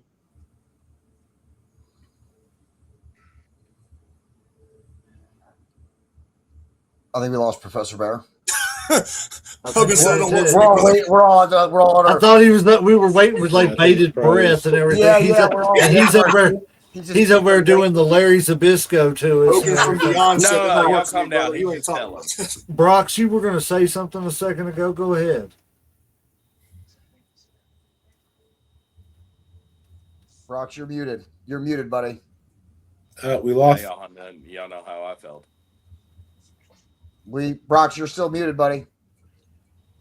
Brox, we can't hear you. You did at all. Yeah, still can't hear. There you go. There you go. Muted. Now you are. Now we said, hear. I'm there good. you go. I'm good. I kept saying I'm good. I'm all right. Still can't hear you. All right. I guess Professor Bear is coming back. I hear him. Yeah, Professor Bear. I think Encyclopedia, the Wrestling Encyclopedia himself is the only one that hasn't picked yet. I cut him off when I wanted to bring up about the You're good, JD. Lady. I appreciate you, buddy. Hogan and MJF. If I see Hogan in his prime going against MJF, I feel MJF's going to bounce around the ring like Shawn Michaels did in 2005. But however, MJF will give Hogan a great match.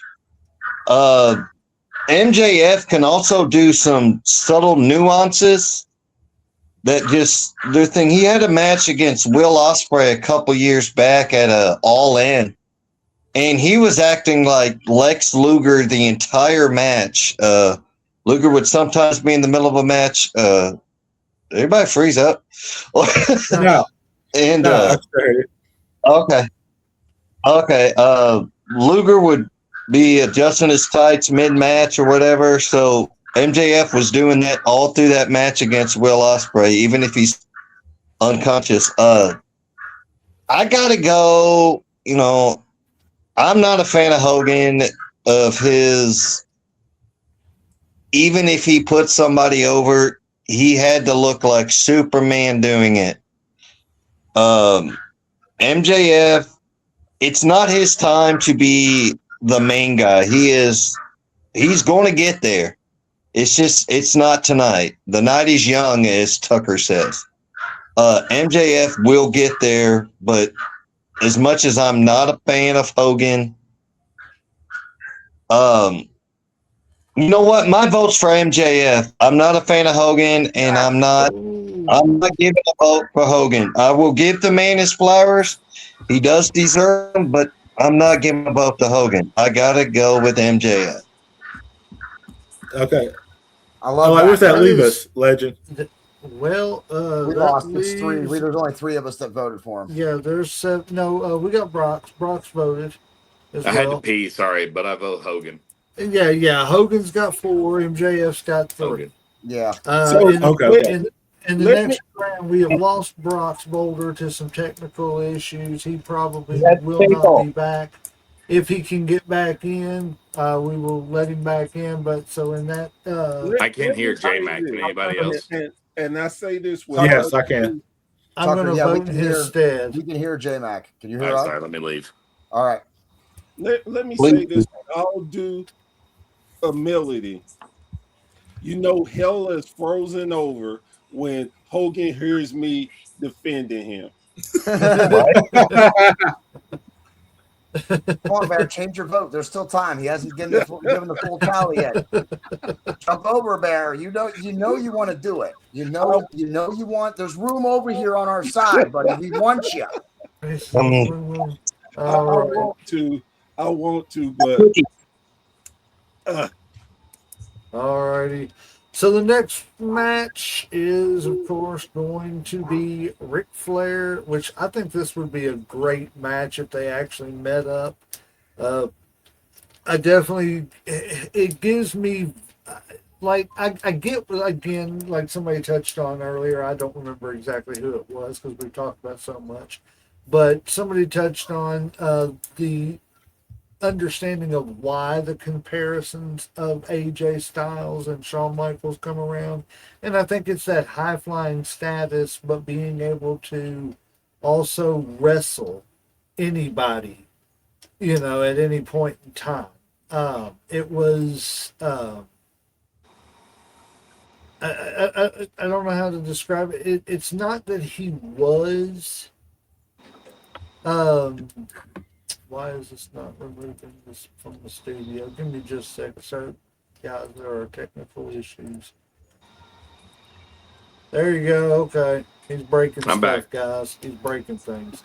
But I think the comparison is just the fact that they were so good all around and could wrestle anybody on any night and everything. And I think that's why they get compared. And that's why I think that if you took these two people in their prime, it would be no doubt in my mind a 5-star match. And we are talking about Ric Flair and AJ Styles. And I guess we are going to flip the order a little bit here since things flipped around. Tucker's gone again. Who knows when he'll be back. Xodiac, we're going to start with you, sir. And Ric Flair versus AJ Styles. That's a hard one. That's a hard one right there. You have a contrast of styles that complement each other, which is like, right. That's a tough one. You've got, and it depends on what AJ Styles you're talking about too, I guess. But for the most part, you've got that clean cut,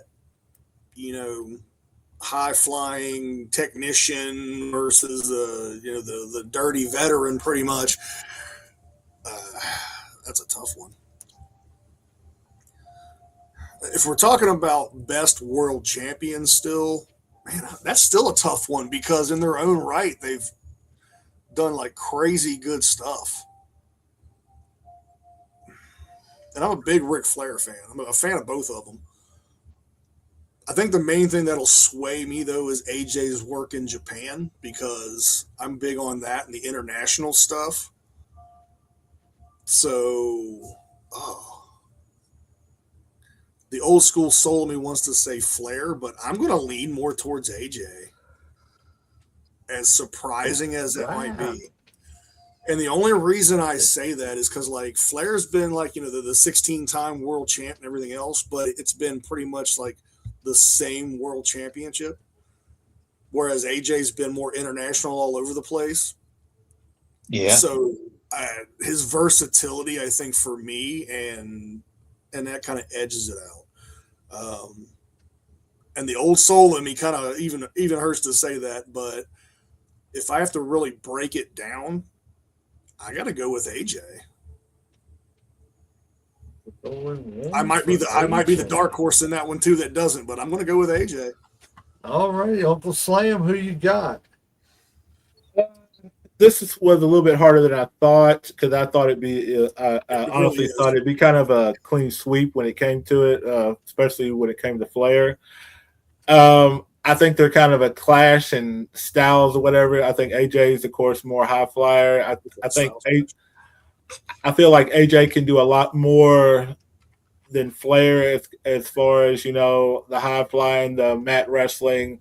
But like when it's all said and done, when it comes down to it, he's the dirtiest player in the game for a reason. And I believe no matter what AJ did, Flair's dirty tricks, Flair's intelligence is going to come out, and he would beat him. Like whether it's with the Four Horsemen, whether it's him just being just Ric Flair, I just don't see him getting past Ric Flair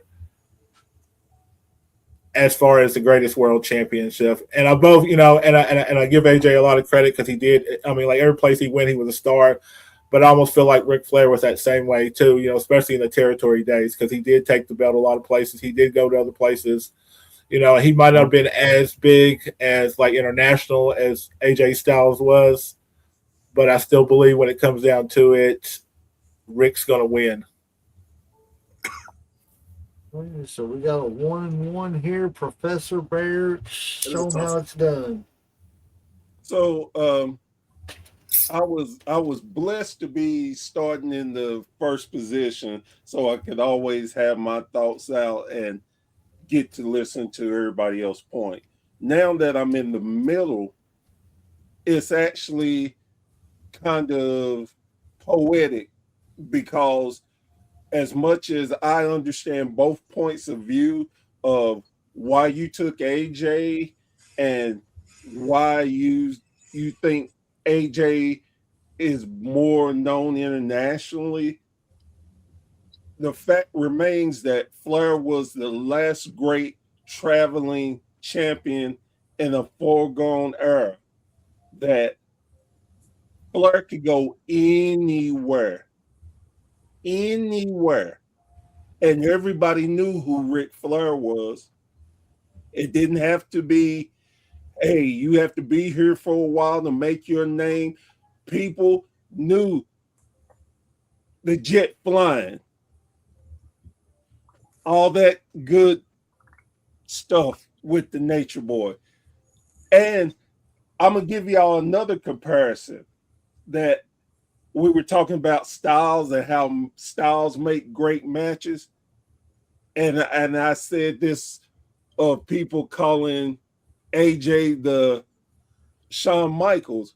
But if you really look at it and think about it, AJ was the new Sting to Ric Flair. He could do high flying spots. He could, again, AJ could actually do mat wrestling. AJ, and it's been said before, AJ adjusted his style to whoever he wrestles. Well, AJ wouldn't have to with Flair because Flair adjusted his style to whoever he wrestled. And this would be a rare moment for AJ just to be AJ. And as much as I respect AJ, I love what he did over Japan. It does not compare to Ric Flair.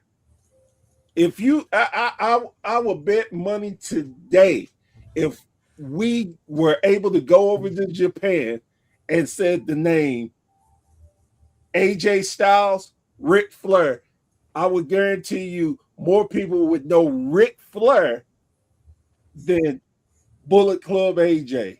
And as crazy as it sounds, I'm almost guaranteeing it because you have one of the most known wrestlers, personality. He transcends way beyond wrestling.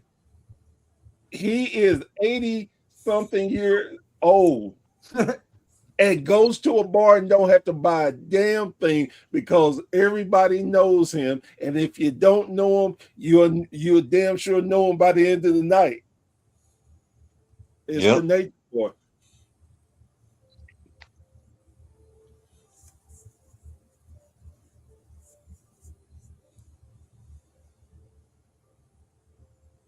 All right, you going Nature Boy? Who's you again, Bear? Nature Boy. Oh, Nature Boy. Okay. So we have two Nature Boys, one AJ. Bad guy JD. Who you got? Yeah, I think AJ Styles is a great wrestler, and he's done a lot of stuff, and he's a self-made guy through the indies. You know, he didn't have that company money behind him, absolutely. But my question is to the panel would also be, who do you think calls that match between Ric Flair and AJ Styles in the ring? You think Ric Flair's taking cues from AJ Styles? Oh, hell no. Ric Flair ain't taking cues from AJ Styles. AJ Styles is taking the cues and taking the orders from the Nature Boy Ric Flair. Ric Flair's the ring general. Ric Flair's a multi-time world champion. And even if you put them both in their prime, Ric Flair can wrestle laps around AJ Styles. I'm sorry, it's just the way it is. AJ Styles is a great wrestler, but he's not at the level of the caliber of Ric Flair and that kind of ring generalship. Maybe now towards the end of his career, but Ric Flair was just he'd be calling the match. If those two wrestled, he'd be the one calling the action in the ring, not AJ Styles. So I'm gonna have to go with the Nature Boy, Ric Flair. It's 3 Flair, 1 AJ. Right, we got a Nature Boy with her. I know it, man. It's getting crazy in here. We still lost Tucker, didn't we? We never got him back. Yeah. Brox just messaged me and he proxied his vote. He said proxy his vote. He knows it's going to come down between Hogan and Flair. So I'll vote in his stead. So I will say that if we would have voted MJF over Hogan, I'd be more inclined to vote AJ Styles over Ric Flair, just because the matchup between MJF and AJ Styles would make more sense. But I don't know. Once you got Hogan in, how do you not have the other side of the brackets be Flair? That's true. Right. I mean, the classic, All righty. Well, we know it's going to be Ric Flair now, so we are down to the actual finals. Still haven't given my vote. The Wrestling Encyclopedia needs to go. Oh, I'm sorry. I'm sorry. I apologize. Oh. I'm sorry. There's a lot going on. I'm proxying votes. People are getting kicked out and going places, and I don't know. Welcome to hosting a big show, brother. Welcome to the real Flair. Too much controversy going on. That's why we call it the Havoc Zone, guys. It's just the way it is. Flair's the ring general for a reason. It's because he has earned it. He was trained by the great Vern Gagne.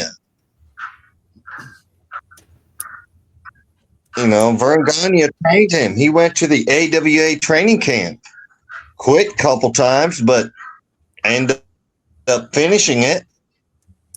Um, went in, became one of the greatest. You know, Flair came from a time where you learned on the road. You know, you wrestled 7 days a week, 9 times at the most. You know, Monday through Friday, twice on Saturday, twice on Sunday. If you got a day off, it was very rare. Flair, AJ hasn't had that type of career. Now, AJ, like I said, there is something special. You can pinpoint what it is. He has it, much like MJF does. Yeah. I am going to give my vote to the nature. You know, I don't like the way he acts now, the way he's been saying. He sometimes needs to just get up, you know, stay off social media and just shut it for once in a while. Absolutely. But I think that's why he does a lot of what he does is because he's trying to do a thing. You know, when he had his actual last match in 2022, I may or may not have. Somebody may have been cutting onions in the house near me or something. I may have. Geez. A skunk outside sprayed somebody or something, man. Yeah, I'm going to give my vote to Nature Boy Ric Flair. Alrighty. Well, And I mean, before we go to the finals, let me. Okay, I'm done. I'm done. Well, I have proxied the vote of Brox Boulder, and it's obviously going to be Flair since he said it's going to be Flair and Hogan, so we know where his votes were going on that. Yeah. Much like when we did the Intercontinental title run here a while back, J-Mac, we had to do some changes because we weren't going to pick Brett and Sean, but unfortunately... See, guys, I'm telling you, it was a tainted tournament. We need to revisit it. It was tainted. They purposely didn't vote for people just because. I demand a recount. Oh, God. I'm telling you, Bret Hart is not the greatest Intercontinental Champion of all time. Yes, he is. Nice. Yes, he is. Bill Goldberg. But anyways, no, I just know that. I know he was never Intercontinental Champion. It's just the name that haunts him. All right, so we got Hogan and we got Flair in the finals. Before we start voting, guys, is this? I want to go around real quick before we. I don't want to keep y'all too long, but is this the actual greatest rivalry of all time? Just a quick yes or no. Yes. Xodiac. Greatest of all time, I don't know, but it's definitely up there. Uncle Slam. Yes, I think that this as far as the two biggest stars in wrestling, I say that this is a pretty good group right here. Like I said, I mean, there's only a couple other people that I might swing in here, but I don't have a problem with this list at all. Like I said, as far as these last two. What about the Hogan Flair rivalry? Is that the greatest rivalry of all time? Maybe not greatest rivalry, because I see other ones as being bigger. Vince and Stone Cold, Brett and Sean.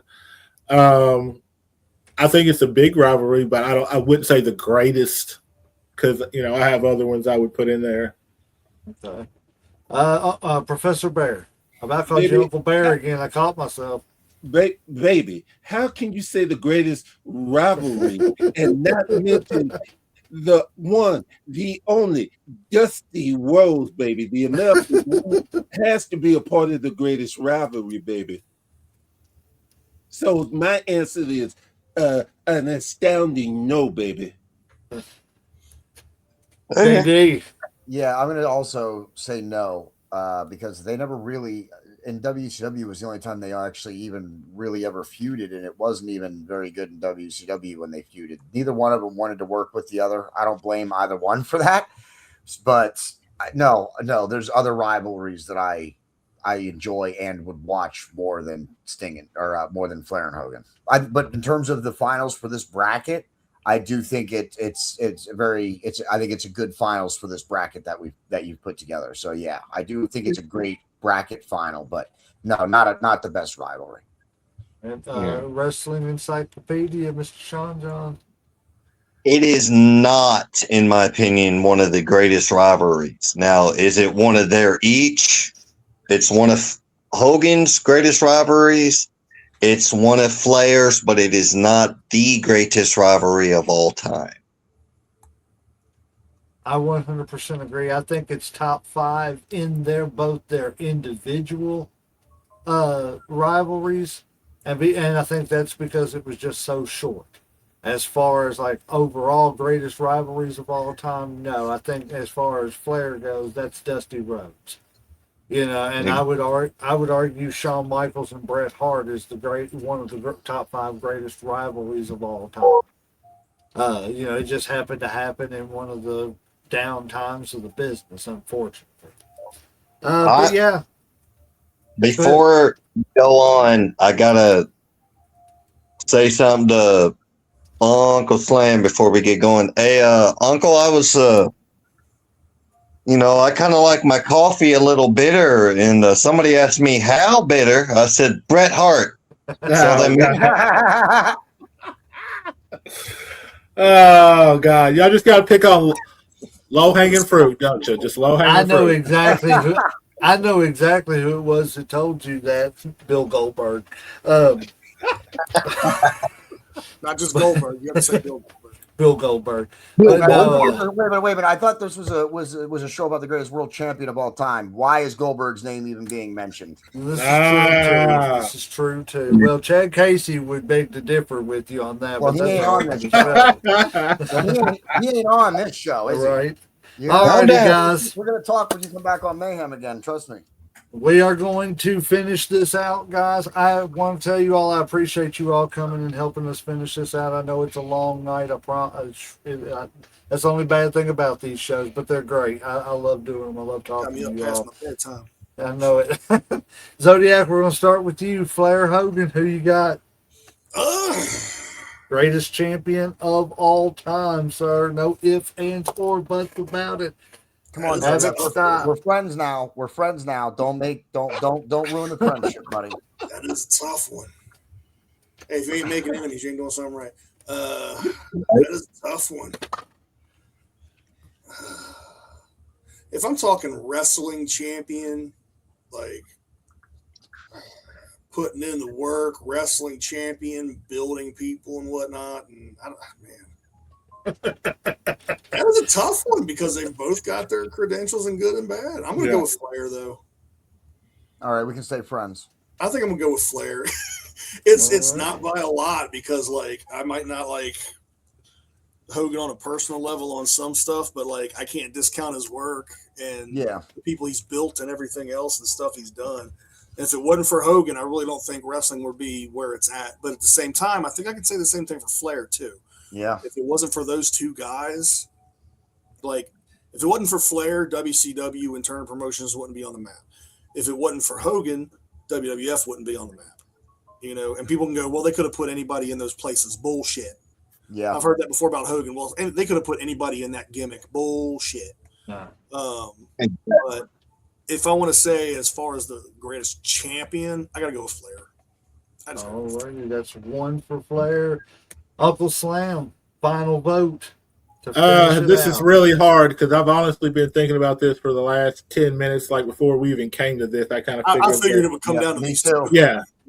I kind of figured. So I've been trying to make cases for each, and it's really so hard because when you think about it, they're both got the championship pedigree. They both are, are pop icons. I agree with both what everybody says as far as if there wasn't any Hogan, there might not be no wrestling. At the same time, if there wasn't Ric Flair, there might not be no wrestling. The only reason I'm going to choose Flair, and the reason is because I believe he's more of a wrestler. I believe when it comes down to it, not that Hogan can't wrestle, but like this is the greatest wrestling champ, and I think a lot of the other stuff kind of like cancels like each other out. But I think when it comes to just wrestling, I think Flair is more of a wrestler because if you say in promos, I think they're both equal. If you're talking about belts or you're talking about great matches, I think all that cancels each other out. But I said, as far as wrestling, pure wrestling, I have to give it to Flair. Righty, we got 2 for Flair. That's dangerous.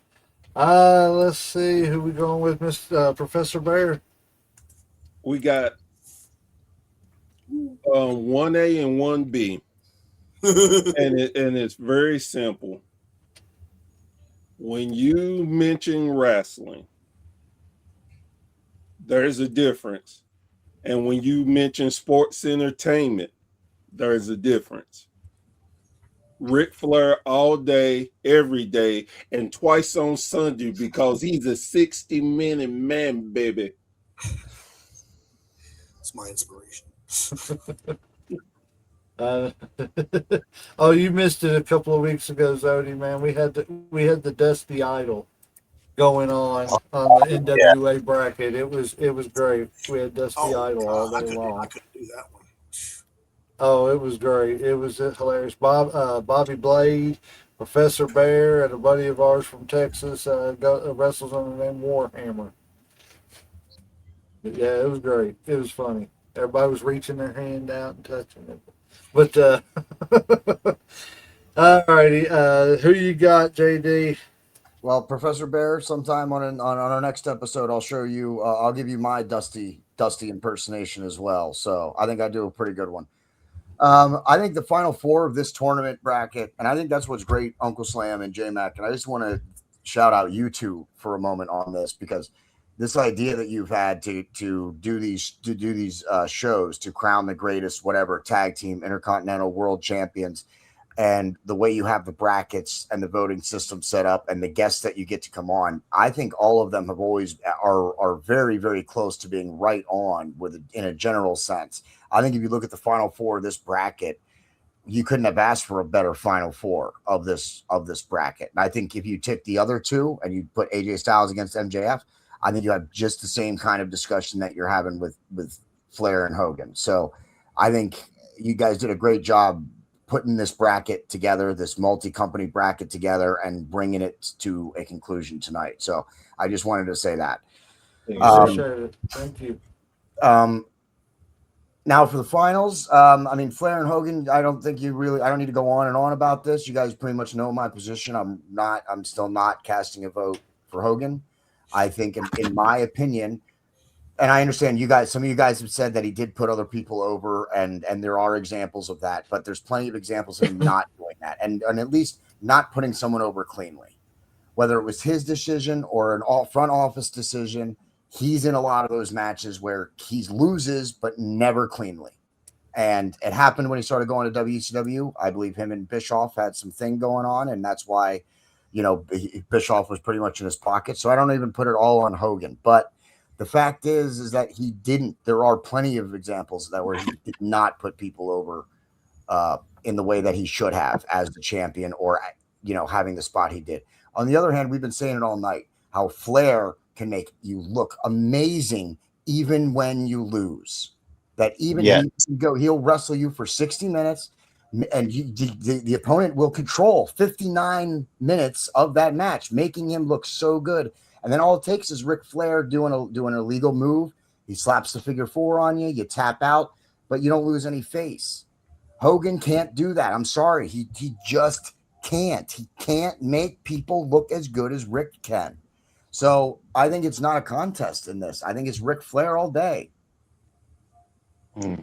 Well, I mean, barring that, Ric Flair has already won, but we're going to hear what the Wrestling Encyclopedia has to say. Well, yeah, Hogan, political move. He tried in the dying days of WCW to put Billy Kidman over, but you can't polish a turd. Well, you can, but you must get your hands dirty. Right. So Flair, though, he could put anybody over, matches with anybody. He's over here saying Billy Kidman, and I'm putting Billy Kidman's name on the tournament here. Go ahead, Sean. Sorry. Hogan, Hogan was things like you said. You seen one Hogan match, you see them all. He sells for 90% of the match. He kicks out of the main guy's finish. 3 punches, big boot, leg drop. Go to the pay window.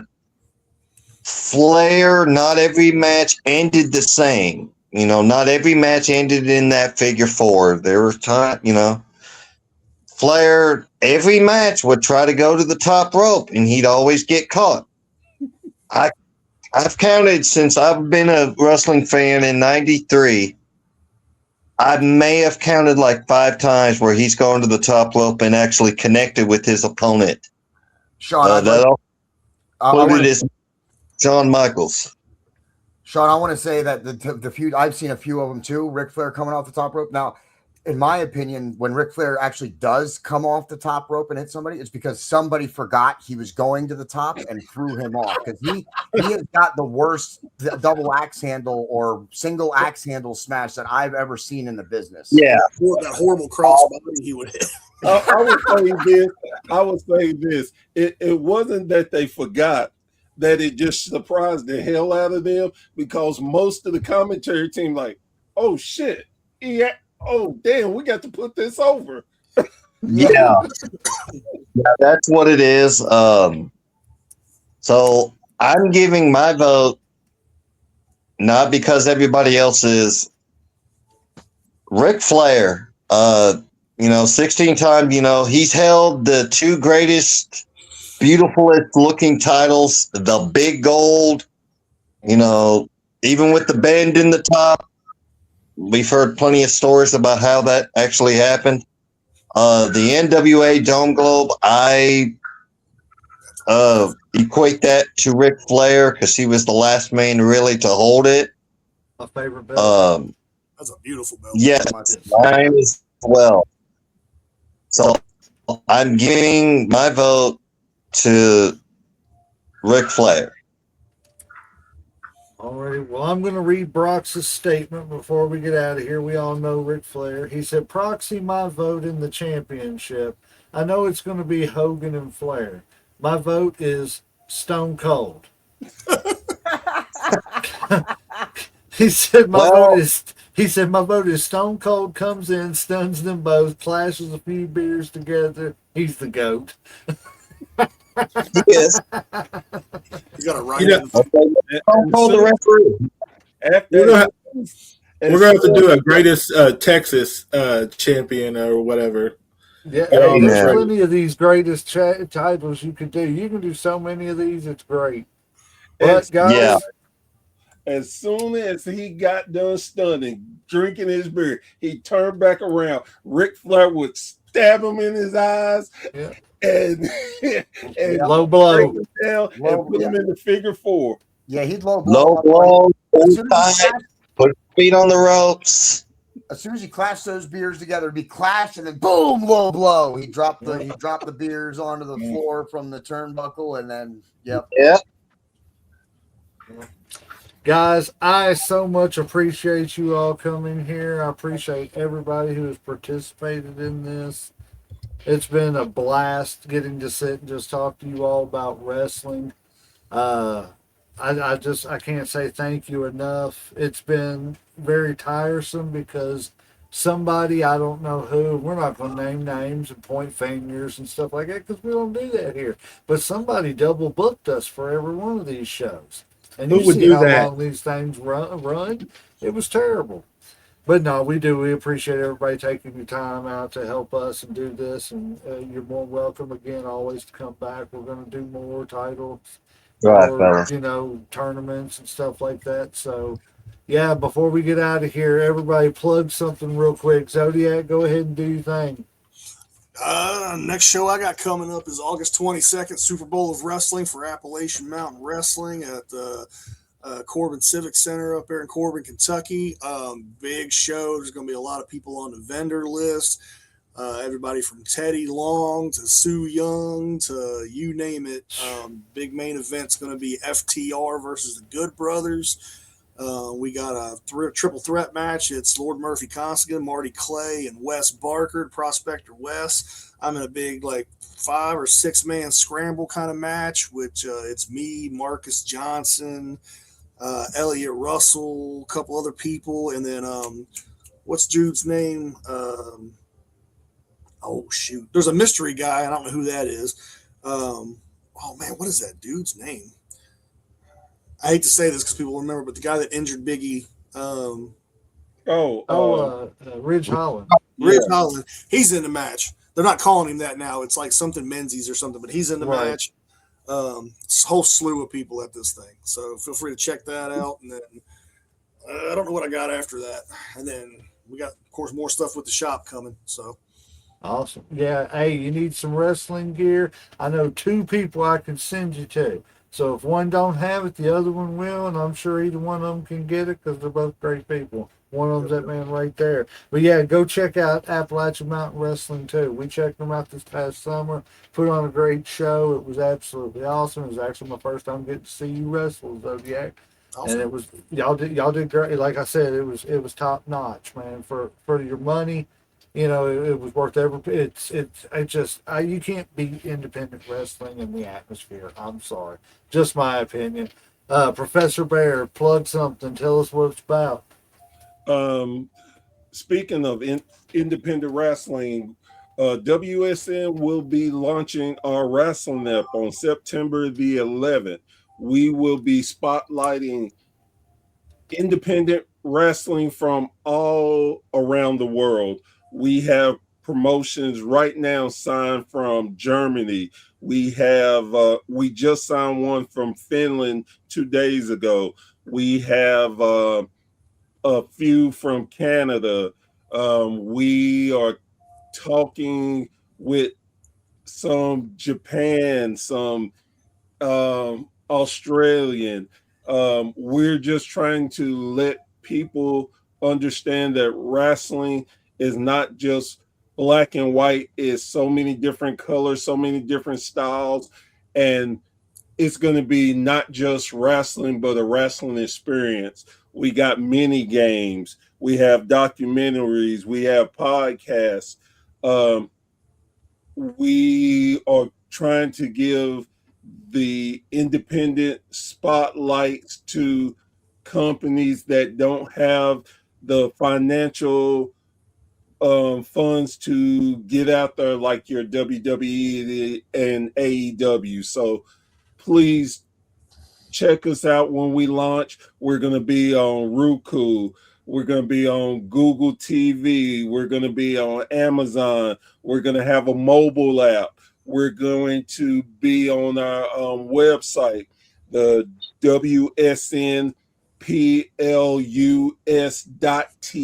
So check us out and please enjoy and support local independent wrestling. And thank you for supporting everyone on this show and continue doing that.